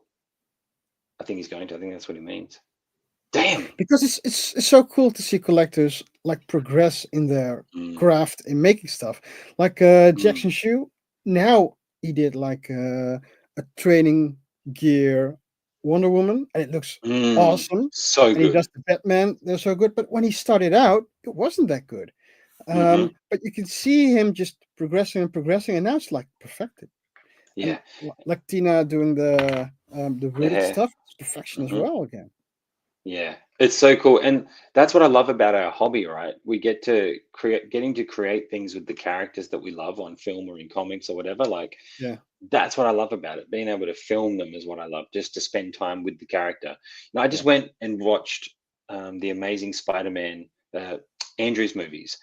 I loved them more than I've ever loved them rewatching them again. Yeah, I get that. 2 days. Like, I don't know why, but I'm just like, oh my God, I love these movies. How did I not love them as much as I've loved them? So, it's weird. Like, for me, that makes sense. And I don't know if that's the reason why I loved it more, but look, seeing all the three Spider-Men together made you, because they all had their own strength, I think. And I think seeing them all three and just playing into the character more makes you value what they brought to the role more. Yes. Because it's highlighted more what their specific strong parts were. And I think emotional work is his best work. Definitely. And he does that really well. And I think that's why you're able to appreciate it more, because you see it now. Yeah, I see it now. Before it was like, you're not Toby. Yeah. The first time around, but this time I honestly think, I don't know if you guys agree, the Spider-Man swinging action and poses that they do with Andrew's Spider-Man in those two movies is the best I've ever seen. I honestly, like, go back and check it out if you don't believe me. The swinging scenes in the Andrew movies of Spider-Man swinging through the city and doing where he pulls himself up the webs, and the way he uses, like, I don't think anybody's done it as good as Mark Webb did, the director of those movies, did it in those films. The pose at the end when he's that, I would love to recreate that iconic pose with the Andrew figure. Like, I just had so much more appreciation for it this time around. So I'm just in that zone right now. Like, kind of what hyped me up to get the mask. I'm like, oh man, I just loved it. I just needed to do something. So yeah, it was good to go back and rewatch. And now I'm even more excited for the new Andrew that's coming out from the first film. That looks fantastic too. And an Unfaded unfaded Bruce. Affleck. Oh wow, damn, that'd be hard, bro. I can't wait to see what you do, Renz. This could be a new So, thing for you. Imagine is you that like crush it. And you're like, it's Bruce Wayne's sculpt. I thought maybe it was a mouth blade for the, because people complain about the mouth blade of the bat flag, you know, the yep, blue the and new gray one. bat. But if you know which frame they went off of, you would see that the likeness is 100%. Yeah, And it doesn't look like it because Ben Affleck is either in a wind tunnel or actually on something that on the has bike. like high speed. So his flesh is just pressed against the skull, and it looks very weird. So if you freeze frame it, Ben Affleck doesn't even look like Ben Affleck in that frame. But the copy to the faceplate is just 100%. Yeah, that scene's epic too. Where he's trying to find Lizard with the webs. Yeah. They did such a great job as him as Spider-Man in it. Yeah, and it's just only the web sling itself in that scene. The web sling itself. Yeah, there's a moment where he's swinging at the start of the second one, and he shoots the web off one of the walls, and his whole body swings in another, but it's from the first person view. Yeah. I remember that. Why don't they do that anymore? Like, I remember that. I feel like when I learned that special effects in movies, the quality of it only depends on the amount of time they get given to work on it. Once I had learned that, I'm like, oh, because Amazing Spider-Man 2 was a lot older than the new Spider-Man movies. But the problem is Marvel gives shit all time to the VFX guys to get the work done.